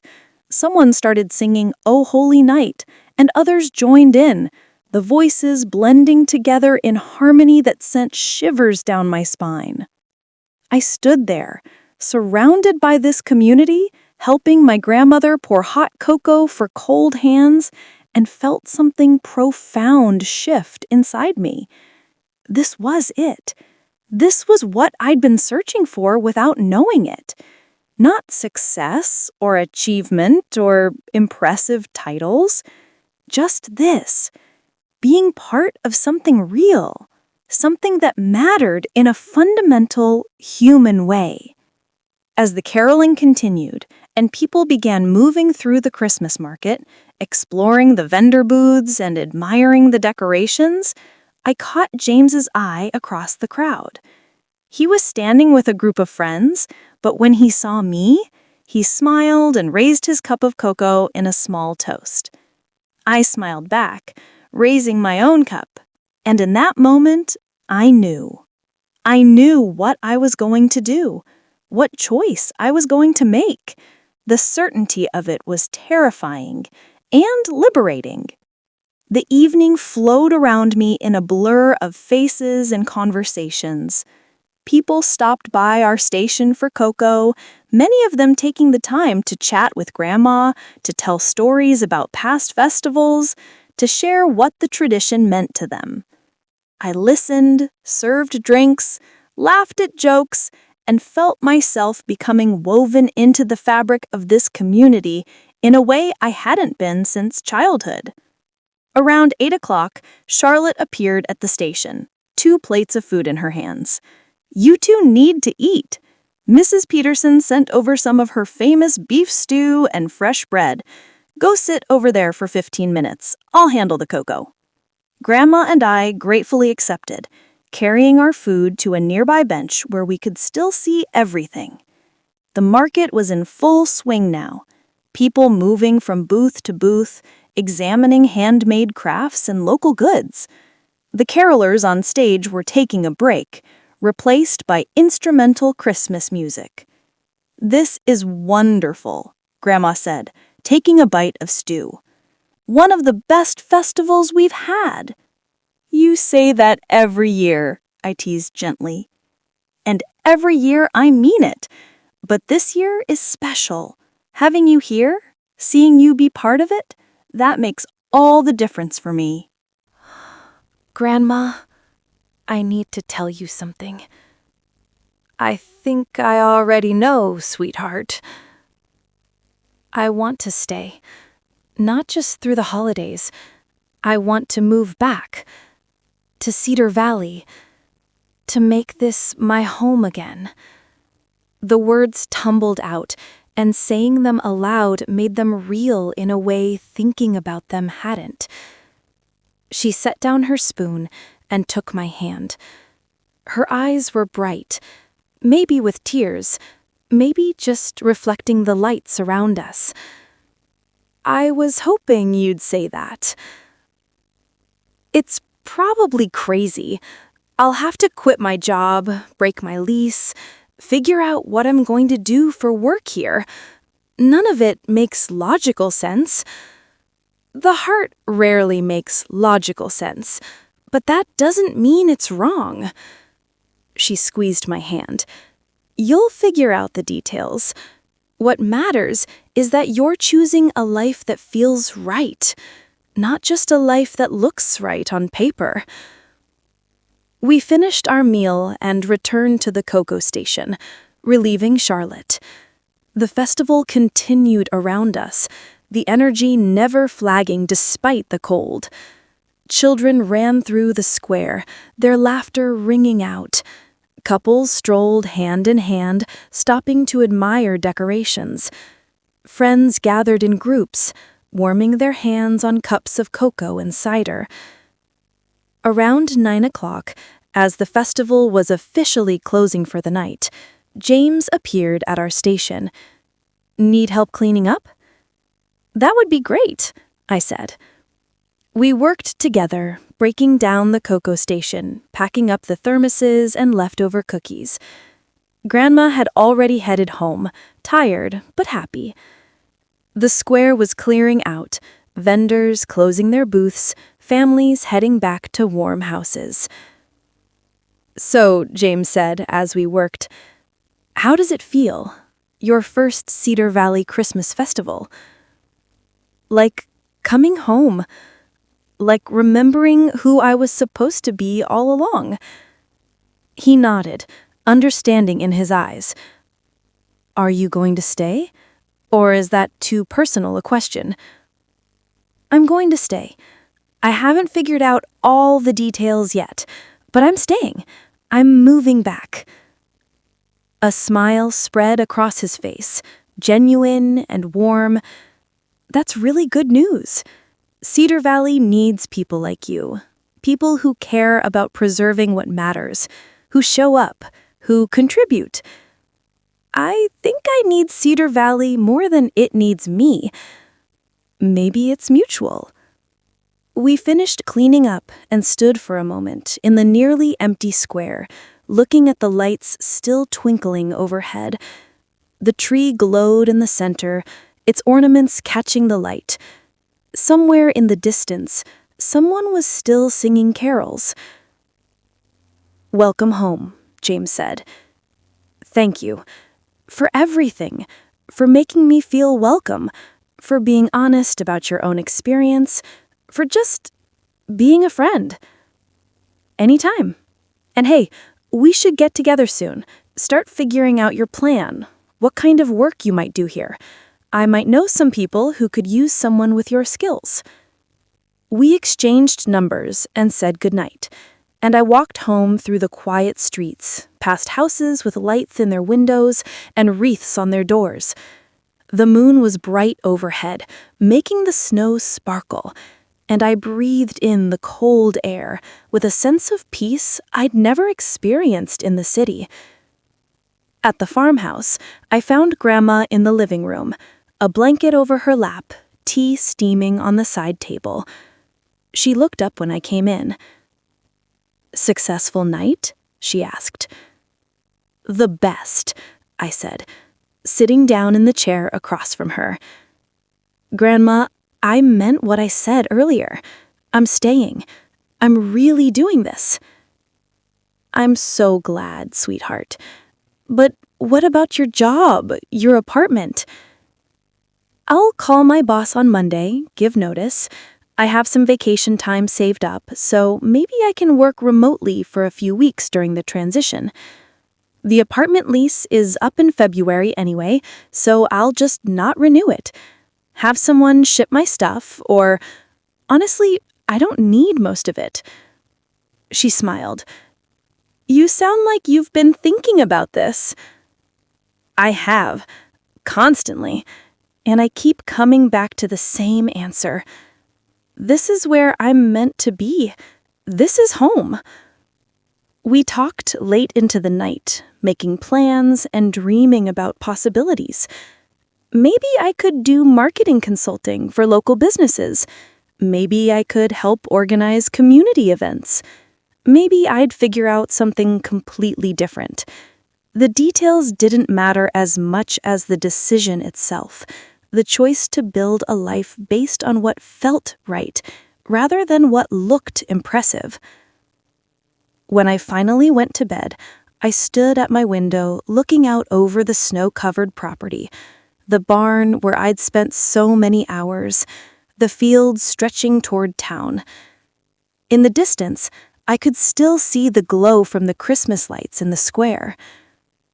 I'd come back to Cedar Valley thinking it was temporary, a brief detour from my real life. But I'd been wrong. This was my real life. Everything else had been the detour. Tomorrow, the festival would continue. The market open all day, more activities planned, more opportunities for community to gather. And I'd be there, not as a visitor or a temporary helper, but as someone who belonged, someone who chose to stay. I climbed into bed and closed my eyes, feeling a contentment so deep it was almost overwhelming. Outside, snow began to fall again, gentle and steady, blanketing Cedar Valley in quiet white. I was home. Finally. Truly home. And this was just the beginning. Sunday morning dawned with that peculiar stillness that comes after a big event. I woke later than usual, my body catching up on the exhaustion from the previous day's excitement. Through my window, I could see families already making their way toward town. The festival would continue all day today with different activities and vendor offerings. But before I could go back to help, I had something I needed to do, something that would make my decision real and irreversible. I found Grandma in the kitchen, as always, this time making what smelled like her famous cinnamon bread. She looked up when I entered and gave me a knowing smile. "You're going to call your boss, aren't you?" "How do you always know?" "I've lived long enough to recognize when someone's made up their mind. You have that determined look about you, the same one your father had when he decided to propose to your mother." She pulled the bread from the oven, the smell filling the kitchen. "Want me to leave you alone for it?" "Actually, no. I'd like you to stay, for moral support." She poured us both coffee, and we sat at the kitchen table. I pulled out my phone and stared at it for a moment, gathering my courage. It was Sunday morning, but my boss was notorious for being available all the time. He'd probably answer. I dialed before I could second-guess myself. "Hello?" His voice was brisk, distracted. I could hear traffic in the background. He was probably out running errands, but still in work mode. "Hi, Marcus. It's me. Do you have a few minutes?" Sure. What's up? Please tell me you're not calling because something happened with the Henderson account. I know you're technically on vacation, but..." "No, it's not about that.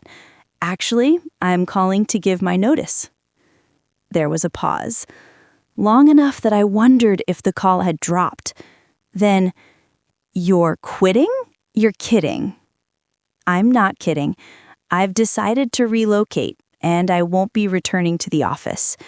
I can work remotely through the end of the year to wrap up my current projects, but I'm officially resigning." "Wait, hold on. Relocate where? Is this about another offer? Because if someone's trying to poach you, we can talk about compensation, promotion timeline." "It's not about another offer. I'm moving back to my hometown. My grandmother needs help, and honestly, I need a change. This isn't the right fit for me anymore." Another pause.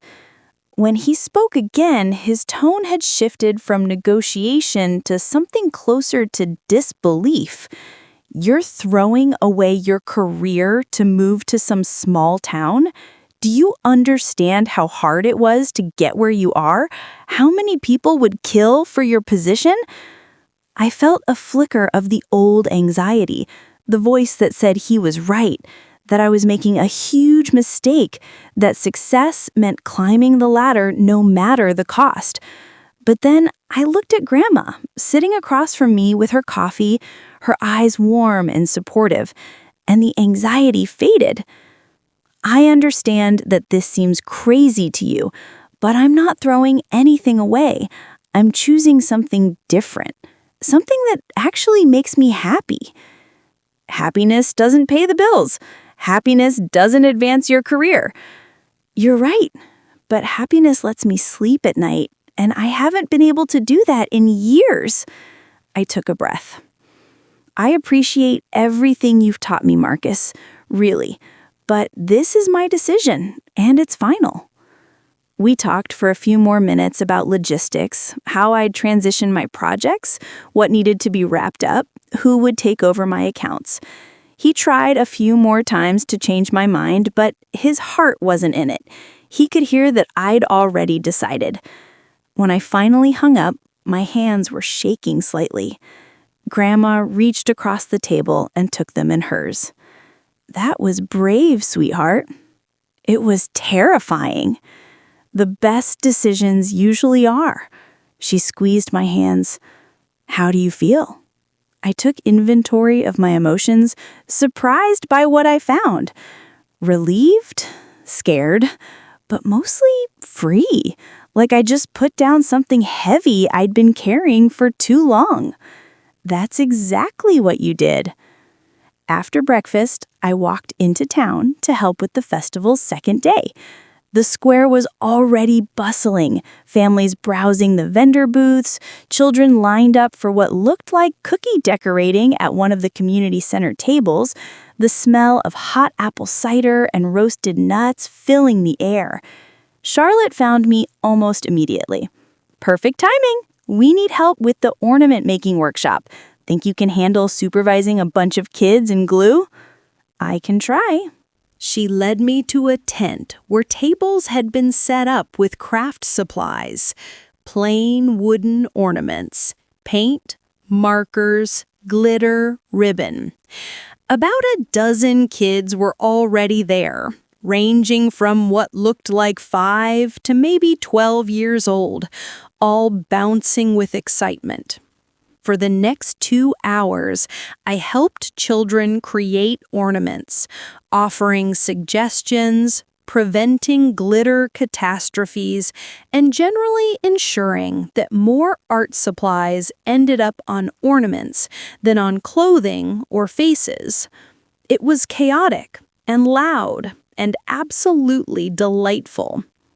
"That's beautiful," I told a little girl who'd painted her ornament with careful stripes of red and green. "What are you going to do with it?" "Give it to my grandma," she said, seriously. "She collects ornaments from everybody." "She's going to love it." A boy around 8 approached me, holding up his creation. An ornament covered in so much glitter, it was hard to see the original wood underneath. "Is this too much glitter?" I studied it seriously. "I think it's exactly the right amount of glitter." He grinned and ran off to show his mother. During a brief lull, Charlotte appeared with 2 cups of cider. "You're a natural with kids." "They're easier than corporate clients," I said, accepting the warm cup gratefully. "More honest, at least." "So," she said, settling onto the bench beside me, "I heard you quit your job this morning." I looked at her in surprise. "How did you possibly hear that already?" Your grandmother may have mentioned it to Mrs. Chen at the library, who mentioned it to Mr. Davies, who told me when I stopped by the hardware store for more extension cords. She grinned. Small town communication network. You'll get used to it. I guess I will, since I'm staying. That's the best news I've heard all year. She clinked her cup against mine. Cedar Valley needs people like you, people who care about preserving history, building community, showing up for things that matter. I need Cedar Valley, I corrected. I forgot what it felt like to be part of something real. We sat in comfortable silence for a moment, watching the festival unfold around us. The Christmas market was thriving, the carolers were performing on stage, children were running around with balloons and candy canes. It was exactly what a Christmas festival should be. Joyful, inclusive, centered on community rather than consumption. James appeared at our tent around noon, carrying a large box. Delivery for the ornament station. Mrs. Peterson made more cookies for the kids. She's a saint, Charlotte said, immediately opening the box and arranging cookies on plates. James caught my eye. Got a minute? We stepped away from the tent, walking toward the edge of the square where it was quieter. The Christmas tree stood nearby, its ornaments glinting in the afternoon sun. I heard you quit your job, he said. Does everyone in this town know? Pretty much. So, you're really staying? I'm really staying. As of this morning, it's official. I'll work remotely through the end of the year, then I'm free. That's incredible. Have you thought about what you'll do? For work, I mean? Not exactly. I'm hoping something will present itself. Maybe marketing consulting for local businesses or event planning or... I don't know. I'm trying to be okay with not knowing. Well, I might have a lead for you. Remember Sarah from the bookstore? She mentioned she's been wanting to expand her online presence, do more social media marketing, maybe set up an e-commerce site. She could use someone with your expertise. Really? Yeah. And I bet half the businesses in town could use similar help. Most of them are run by people who are great at their craft, but have no idea how to navigate digital marketing. He paused. You could build a whole consulting business, just helping local companies adapt to the modern market. The idea sparked something in me. That's actually brilliant. I'd be using my skills, but for something that matters, helping local businesses thrive, keeping the community strong. Exactly! You'd be making a real difference, instead of just moving numbers around for some corporation. A child ran past us, chasing a balloon, laughter trailing behind them. I watched them go, feeling a sense of rightness settle over me. Thank you, I said to James, for the idea, but also for just being supportive, for understanding. I told you, I've been exactly where you are. I know how scary it is to make this kind of choice, but I also know how good it feels once you do. We walked back to the ornament tent together, and I spent the rest of the afternoon helping kids create memories they could hang on their trees for years to come. Each ornament was unique, imperfect, made with more enthusiasm than skill, but they were real, tangible, created with care and joy, just like the life I was building. As the sun started to set and the festival began winding down for the evening, I helped Charlotte and the other volunteers pack up the workshop. My back ached from bending over tables all day. My clothes were covered in glitter and paint, and I'd probably inhaled more glue fumes than was advisable. I couldn't remember the last time I'd felt this satisfied with a day's work. Walking home as twilight fell, I passed families heading to their cars, children tired but happy, adults carrying purchases from the vendor booths. The Christmas lights were coming on throughout town, and I could hear someone singing carols near the square. At the farmhouse, Grandma had made a simple dinner of soup and sandwiches. We ate in the kitchen, and I told her about my day, the kids and their ornaments, Charlotte's immediate knowledge of my resignation, and James's business idea. "Small towns," she said with a knowing smile. "There are no secrets, but there's also no shortage of support. People will know your business, but they'll also show up when you need them." I think I can live with that trade-off. After dinner, I went to my room and opened my laptop. I had emails from work piling up, projects that needed attention, the machinery of my old life still grinding along, as in I'd mentally moved on. I spent a few hours working through the most urgent items, setting up systems for my transition out, preparing my projects for handoff. But my mind kept wandering to James's suggestion, a marketing consulting business for local companies. I could help businesses like Sarah's bookstore, like the hardware store, like the tavern and the bakery and dozens of other small enterprises that formed the economic backbone of Cedar Valley. I could use my corporate skills for something that actually mattered to me. I opened a new document and started brainstorming. Services I could offer, potential clients, pricing structures that would be affordable for small businesses. By the time I looked up, it was after 11, and I'd filled several pages with notes. This could work. This could really work. I saved the document and closed my laptop, then moved to the window. Snow was falling again, light and steady, adding to the accumulation that had been building all week. The barn was visible in the distance, dark and solid, filled with all those decades of memories I'd cataloged. In less than a month, my entire life had changed. I'd come here planning to help with a festival and spend some time with Grandma. Instead, I'd rediscovered myself, remembered what actually mattered, and made a choice that would alter the trajectory of my entire future.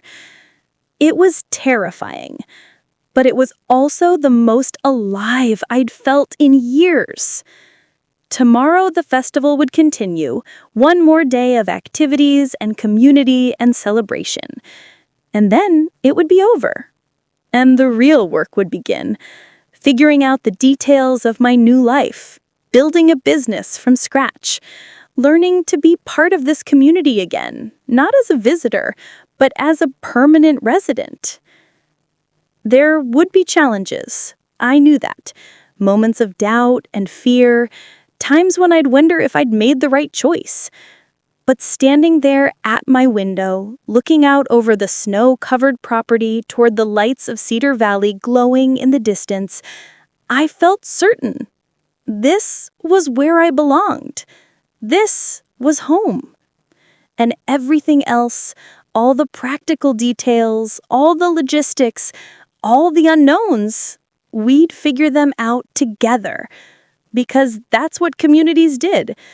They showed up for each other. They solved problems collectively. They supported one another through changes and challenges. I wasn't doing this alone. I was joining something bigger than myself, something that had existed long before me and would continue long after. And that was exactly what I needed.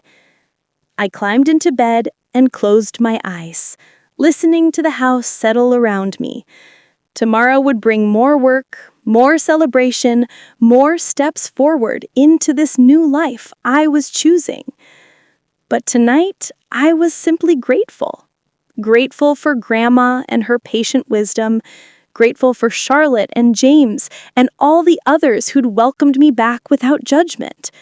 Grateful for the festival that had given me purpose and shown me what community could be. Grateful for the courage to admit what I wanted and the strength to choose it. Outside, the snow continued to fall, blanketing Cedar Valley in quiet white. And inside the old farmhouse, I drifted off to sleep, dreaming of ornaments and possibilities and a future that finally felt like it was mine. The week between the festival and Christmas Eve passed in a blur of activity and planning. I spent my mornings working remotely for my soon-to-be former job, wrapping up projects and training my replacement. The afternoons were devoted to building my new consulting business, reaching out to local businesses, creating a simple website, drafting service packages that would be affordable for small-town entrepreneurs. Sarah from the bookstore became my first official client. We met at her shop on Tuesday, and I spent 2 hours walking through her current online presence, or lack thereof, and mapping out a strategy for growth. Social media management, an e-commerce platform for her website, email marketing campaigns. By the end of our meeting, she'd signed a contract and written me a check for the first month's retainer. "I can't tell you how relieved I am," she said as I was leaving. "I've been wanting to do this for years, but had no idea where to start. Having someone local who understands the community, that makes all the difference." Word spread quickly, as it did in Cedar Valley. By Thursday, I'd had inquiries from the hardware store, the coffee shop, and 2 of the farms on the outskirts of town. James had been right. There was real demand for this kind of work. On Friday, Charlotte called with an unexpected request. "So, I know you've got your hands full, but I wondered if you'd be interested in helping coordinate next year's festival. Not chair it, I'll still do that, but be my co-organizer, someone to handle the logistics and details while I focus on the creative stuff." "Are you offering me a job?" I asked, surprised. "More like a partnership. The town has a small budget for festival coordination. Not much, but something. And honestly, after working with you these past few weeks, I can't imagine doing it without you." I didn't even have to think about it. "Yes, absolutely yes." "Excellent. We'll meet in January to start planning. For now, though, we have one more event to pull off. The Christmas Eve dance. I'd almost forgotten about it in the chaos of everything else, but it was happening tonight at the community center, the final celebration before Christmas Day itself. I spent the afternoon helping Grandma bake cookies for the event, her contribution to the dessert table. The kitchen was warm and filled with the smell of sugar and butter, Christmas music playing softly on the radio. Through the window, I could see snow falling gently, adding to what was already a picture-perfect winter scene. "You seem happy," Grandma observed, rolling out dough for cutout cookies. "I am. Genuinely happy, maybe for the first time in years." I carefully transferred cookies to a baking sheet. It's strange. I have less money, less prestige, less of everything the world says matters, but I feel richer than I ever did in the city. "That's because you've figured out what actually has value." She smiled. "I'm proud of you, sweetheart. Not for the success or the business or any of that, just for having the courage to choose your own path." By 6 o'clock, we were dressed and ready for the dance. I'd brought one nice dress with me, a deep green velvet that seemed appropriate for a Christmas Eve celebration. Grandma wore a navy dress with a pearl necklace that had belonged to her mother. James picked us up in his truck. Grandma had arranged this without telling me, and I suspected matchmaking was involved. He looked different out of his usual work clothes, dressed in dark slacks and a button-down shirt, his hair neatly combed. "You look nice," he said when I answered the door, and the genuine appreciation in his voice made me blush. "So do you." The community center had been transformed. White lights were strung everywhere, creating a canopy of stars overhead.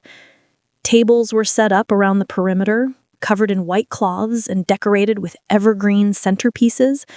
A small stage at one end held a local band that was setting up their equipment. The dessert table was already laden with cookies, cakes, and pies from what looked like every household in town. People were arriving in a steady stream, dressed in their holiday best, carrying dishes to share and gifts for the toy drive that had been set up near the entrance. The mood was festive, joyful, the whole community gathering to celebrate together. "This is beautiful," I said to Charlotte, who was directing traffic near the door. "Wait until the band starts. They're actually really good. Some guys from town who play together for fun.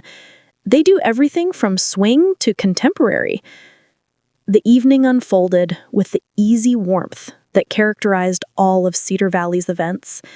People mingled, catching up with neighbors, sharing food and stories. Children ran around playing games while their parents chatted. The older folks claimed tables near the front, ready to watch the dancing. The band started playing around 7. Holiday classics mixed with danceable standards. Couples made their way to the dance floor, and I found myself sitting with Grandma, James, Charlotte, and several others, watching and talking. "You should dance," Grandma said, nudging me. "When was the last time you went dancing?" "I honestly can't remember." "Well then, it's definitely time." She looked pointedly at James. "Someone should ask her." James laughed, but stood up, extending his hand. "Would you like to dance?" I felt suddenly nervous, but I took his hand and let him lead me to the dance floor. The band was playing something slow and sweet, and James pulled me into a traditional dance hold, one hand on my waist, the other holding mine. "I should warn you, I'm not a great dancer," I said as we started moving.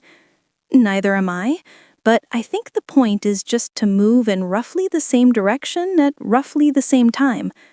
We swayed together, finding a rhythm that worked even if it wasn't technically correct. Other couples moved around us, Mr. and Mrs. Davies, celebrating their 40th anniversary this year. The mayor dancing with her husband, Charlotte being twirled by a man I didn't recognize, but who made her laugh. "Can I tell you something?" James said after we'd been dancing for a bit. "Sure." "I'm really glad you decided to stay. Not just because you're good for the community, though you are, but because—" He paused, seeming to choose his words carefully. "Because I like having you around. I like talking to you. I like seeing how you look at things with fresh eyes, noticing details that those of us who've been here forever have stopped seeing." My heart was beating faster, and I wasn't sure if it was from the dancing or from what he was saying. "I like being around you too. You've made this transition so much easier. You and Charlotte and everyone else, you've all been so welcoming. That's just what we do here, but with you, it's different, or at least it is for me."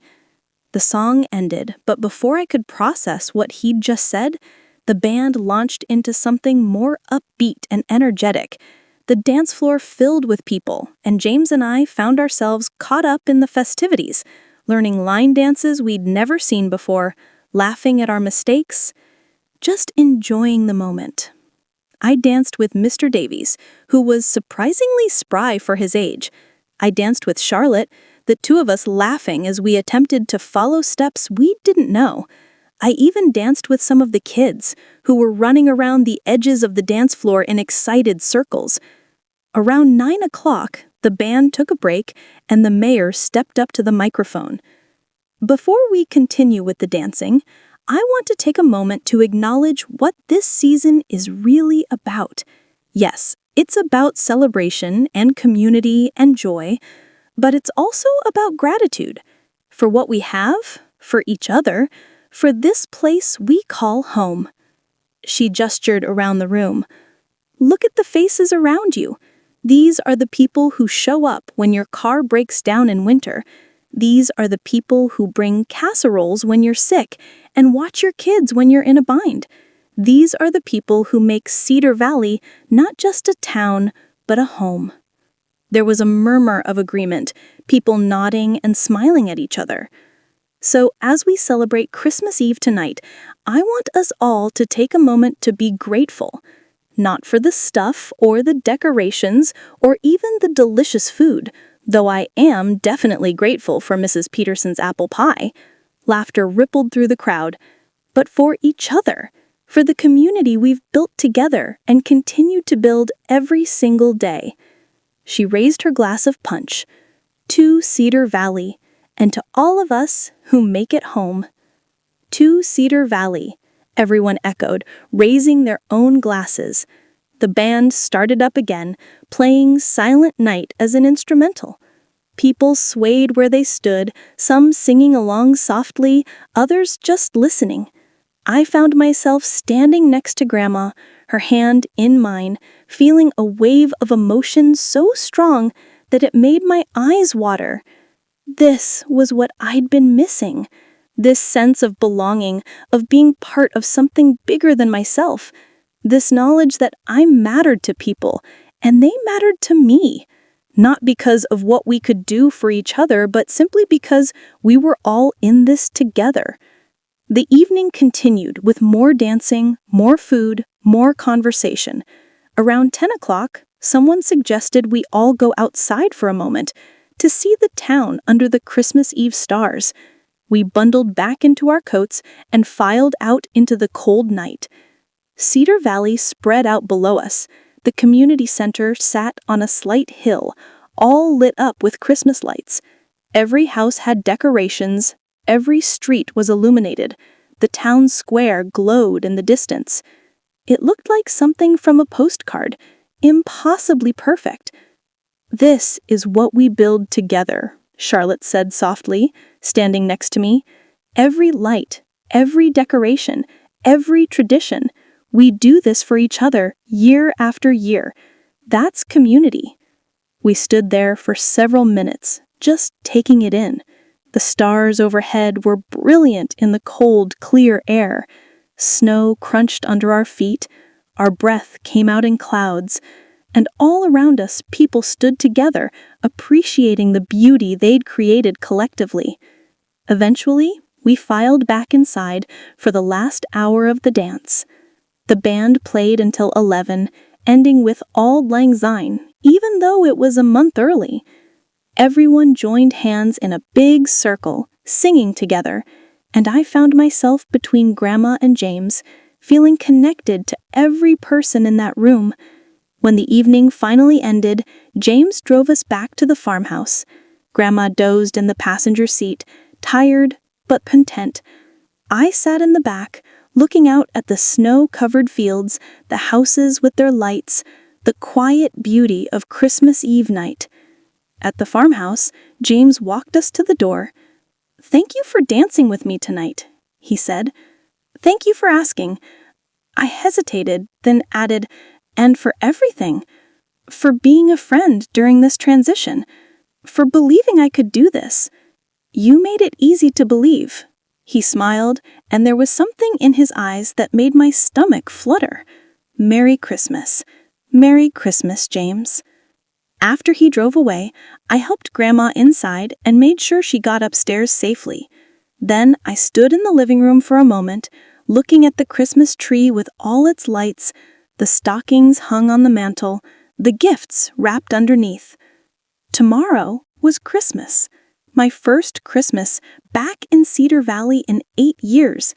My first Christmas in my new life. The one I'd chosen despite all the logical reasons not to. I thought about the evening, the dancing and the food and the community gathered together. I thought about James and the way he'd looked at me, the possibility that maybe something more than friendship was beginning there. I thought about my new business, my partnership with Charlotte, the life I was building here. And I realized something. I wasn't scared anymore. Somewhere between quitting my job and tonight, the fear had transformed into excitement. I still had so many unknowns ahead of me, so many details to figure out, but I wasn't facing them alone. I had Grandma and Charlotte and James and this entire community of people who'd welcomed me back without hesitation. I turned off the Christmas tree lights and headed upstairs, pausing at Grandma's door to hear her gentle breathing. In my own room, I changed to pajamas and climbed under the familiar quilt, looking out at the star-filled sky. Tomorrow would be Christmas, a day for family and gratitude and celebration. But tonight, on Christmas Eve, I felt something equally precious, the absolute certainty that I was exactly where I was supposed to be. I closed my eyes and let sleep come, dreaming of dancing and starlight and a future that finally felt like home. I woke on Christmas morning to the smell of cinnamon and coffee drifting up the stairs. Sunlight streamed through my window, making the snow outside sparkle like diamonds. For a moment, I lay still under the quilt, savoring the peaceful quiet and the knowledge that I had nowhere to be. No urgent emails to check, no performance to maintain. Just Christmas Day with Grandma, exactly as it should be. Downstairs, I found her in the kitchen, wearing a festive apron over her dress, pulling cinnamon rolls from the oven. The Christmas tree lights were on in the living room, and instrumental carols played softly on the radio. "Merry Christmas, sweetheart," she said, her face glowing with happiness. "Merry Christmas, Grandma." I hugged her, breathing in her familiar vanilla cinnamon scent. "You didn't have to make such a big breakfast." "It's Christmas morning. Of course I did." She set the pan on a cooling rack. "Besides, we're having company this afternoon. I invited a few people for Christmas dinner." "You did? Who?" "Charlotte, for one. Her family's all on the East Coast, and she couldn't get away this year. James, his father's spending Christmas with his sister in Portland, so he was going to be alone. And Mrs. Chen from the library. Her husband passed away last spring, and I thought she could use some company." My chest felt warm. "That's perfect, Grandma. How can I help?" We spent the morning preparing. A turkey in the oven, potatoes peeled and waiting, green beans snapped, pies baked. The kitchen was a flurry of activity, but it felt joyful rather than stressful. We worked together with the ease of long familiarity, listening to Christmas music, occasionally stopping to look out the window at the pristine snow. Around 11, Grandma suggested we take a break and open our gifts to each other. We settled in the living room, the tree glowing beside us, and exchanged the presents we'd placed underneath. I'd gotten Grandma a beautiful wool shawl I'd found at one of the festival vendors, hand-knit by a local artisan in shades of cream and blue. She wrapped it around her shoulders immediately, stroking the soft wool. "It's perfect. Thank you, sweetheart." She handed me a flat wrapped package. Inside was a photo album I'd never seen before, filled with pictures from my childhood, birthdays and holidays, ordinary moments and special occasions. Me learning to ride a bike with my grandfather holding the seat, Me in my school plays and soccer uniforms, me helping Grandma in the garden, dirt on my nose and a grin on my face. I've been putting this together for you, so you'd remember, so you'd know that you've always belonged here, even when you were away. I couldn't speak for a moment, tears blurring my vision as I turned the pages.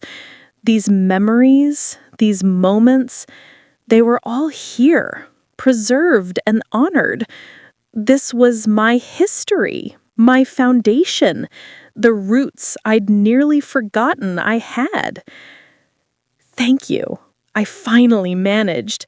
This is everything. We sat together looking through the album, Grandma telling stories about each picture, filling in details I'd forgotten or never known. This was the best gift I'd ever received, not the object itself, but what it represented: connection, history, belonging. Our guests arrived around 2 o'clock, each bringing something to contribute. Charlotte had a bottle of wine and homemade cranberry sauce. James brought flowers for Grandma and a pie from Mrs. Peterson's bakery.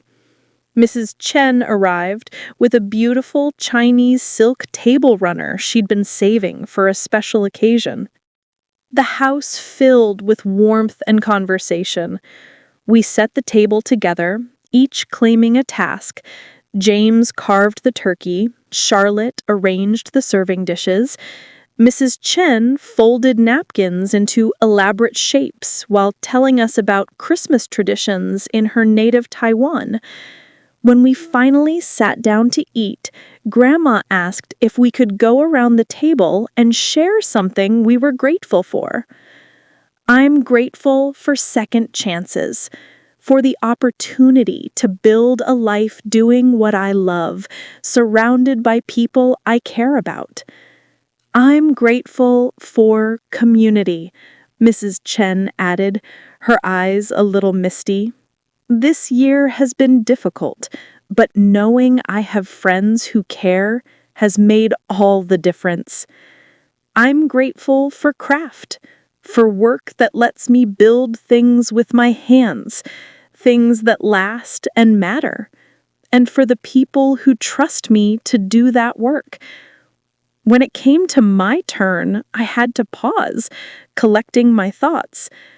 I'm grateful for this, I gestured around the table, at the faces watching me with warmth and acceptance, for finding my way back home when I didn't even know I was lost, for Grandma's patience and wisdom, for all of you welcoming me back without judgment. I spent years chasing something I thought was success, and it turns out what I really needed was sitting here all along. Grandma reached over and squeezed my hand. I'm grateful that my granddaughter is home and that she's staying.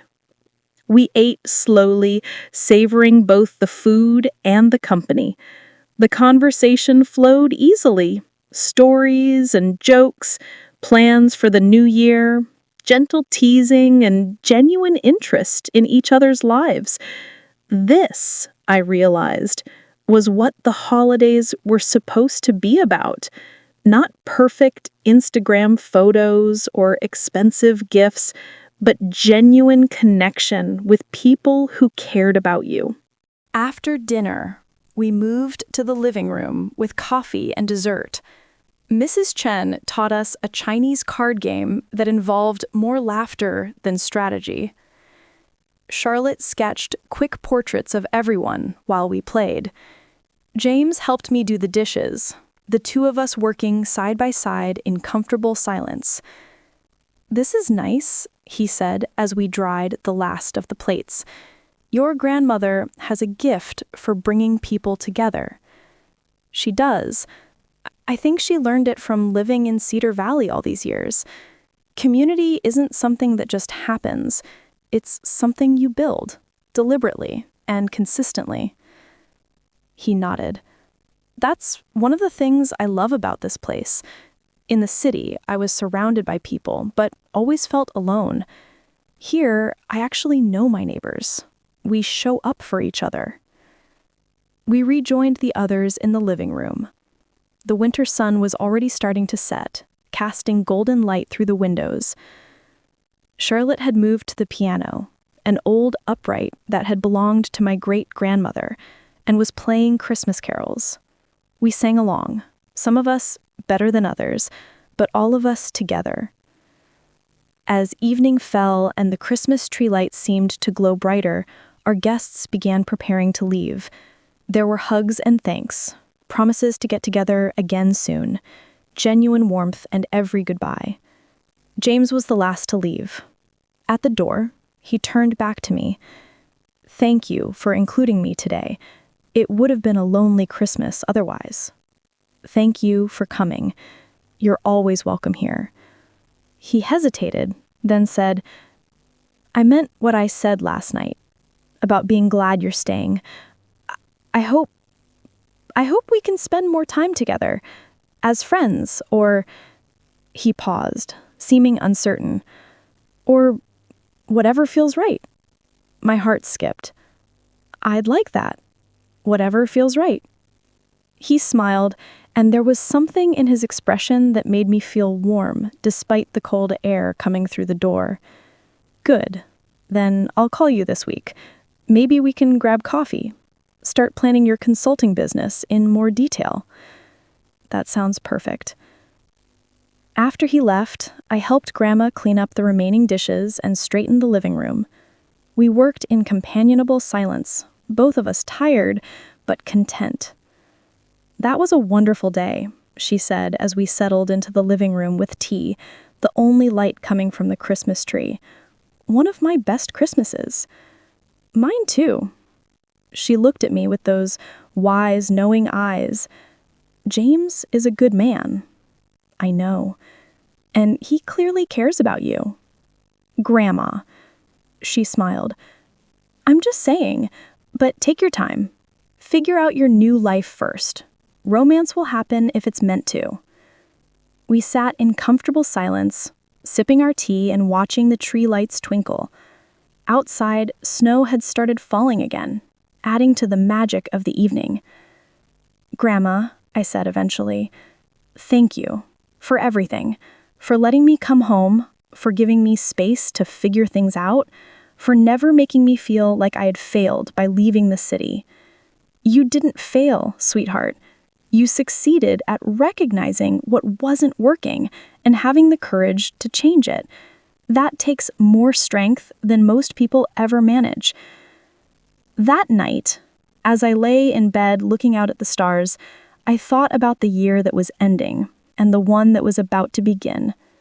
12 months ago, I'd been in my city apartment, working through Christmas Day on a presentation that felt urgent at the time, but that I couldn't even remember now. I'd been successful by conventional measures: good salary, impressive title, nice apartment, but I'd been miserable, exhausted, empty. Now I had less money and no clear career trajectory. I was starting over in a small town with a business that might or might not succeed. I was taking a risk that terrified me, but I was happy, genuinely, deeply happy, in a way I hadn't been in years. The week between Christmas and New Year's passed in a pleasant haze. I finalized the last of my work obligations, officially closed out my city job, and started building my consulting business in earnest. Sarah and I had our first official strategy session, mapping out her social media content for the next quarter. The hardware store signed on as my second client. The coffee shop was interested pending a proposal. Charlotte and I met to start preliminary planning for next year's festival. James and I got coffee twice, conversations that meandered from business advice to personal stories, building a foundation of something that felt important, even if we hadn't defined it yet. On New Year's Eve, the town organized a modest celebration in the square, nothing as elaborate as the festival, but a gathering nonetheless. hot cider and cocoa, a countdown to midnight, fireworks over the town square at the stroke of 12. I stood with Grandma, Charlotte, James, and dozens of others as the countdown began. 10, 9, 8. All of us counting together, breath clouding in the cold air. 7, 6, 5. The excitement building, children bouncing on their toes. 4, 3, 2, 1. Happy New Year! The fireworks exploded overhead, brilliant colors against the dark sky. Around me, people hugged and cheered. Charlotte pulled me into an embrace. Then James did the same, holding on a moment longer than strictly necessary. Happy New Year, he said softly, his face close to mine. Here's to new beginnings. To new beginnings, I echoed. As the fireworks continued and people celebrated around us, I looked at the faces gathered in the square, my community, my people, my home.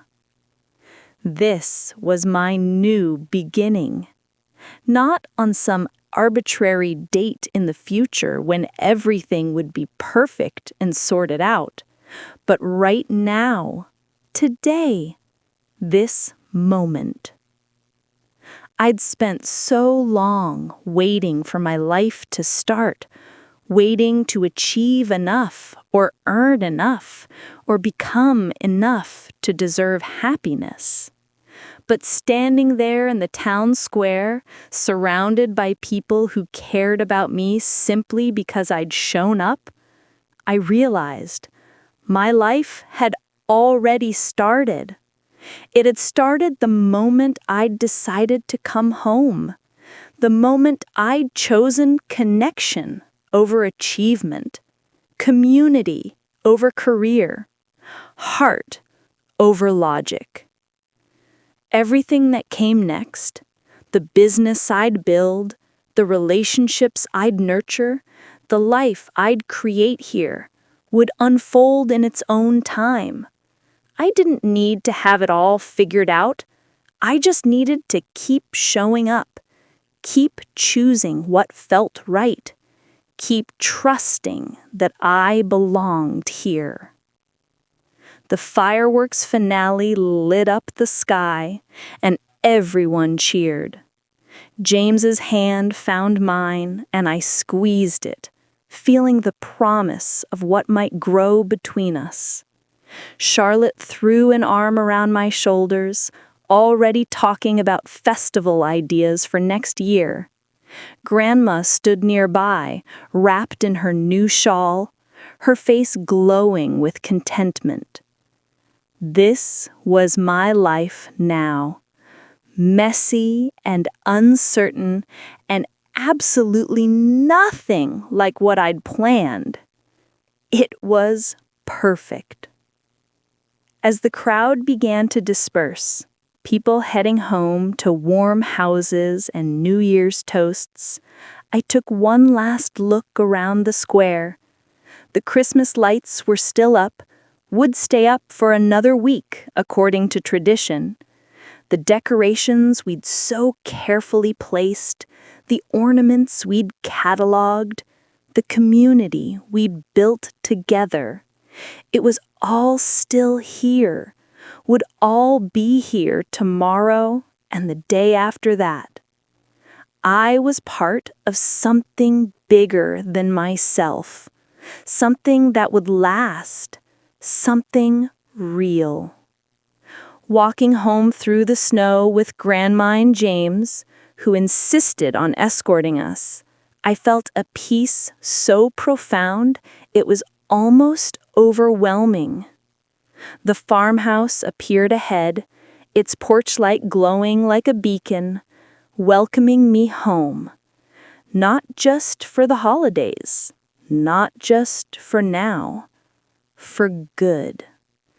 I was home, finally and fully, in all the ways that mattered, and I was never leaving again.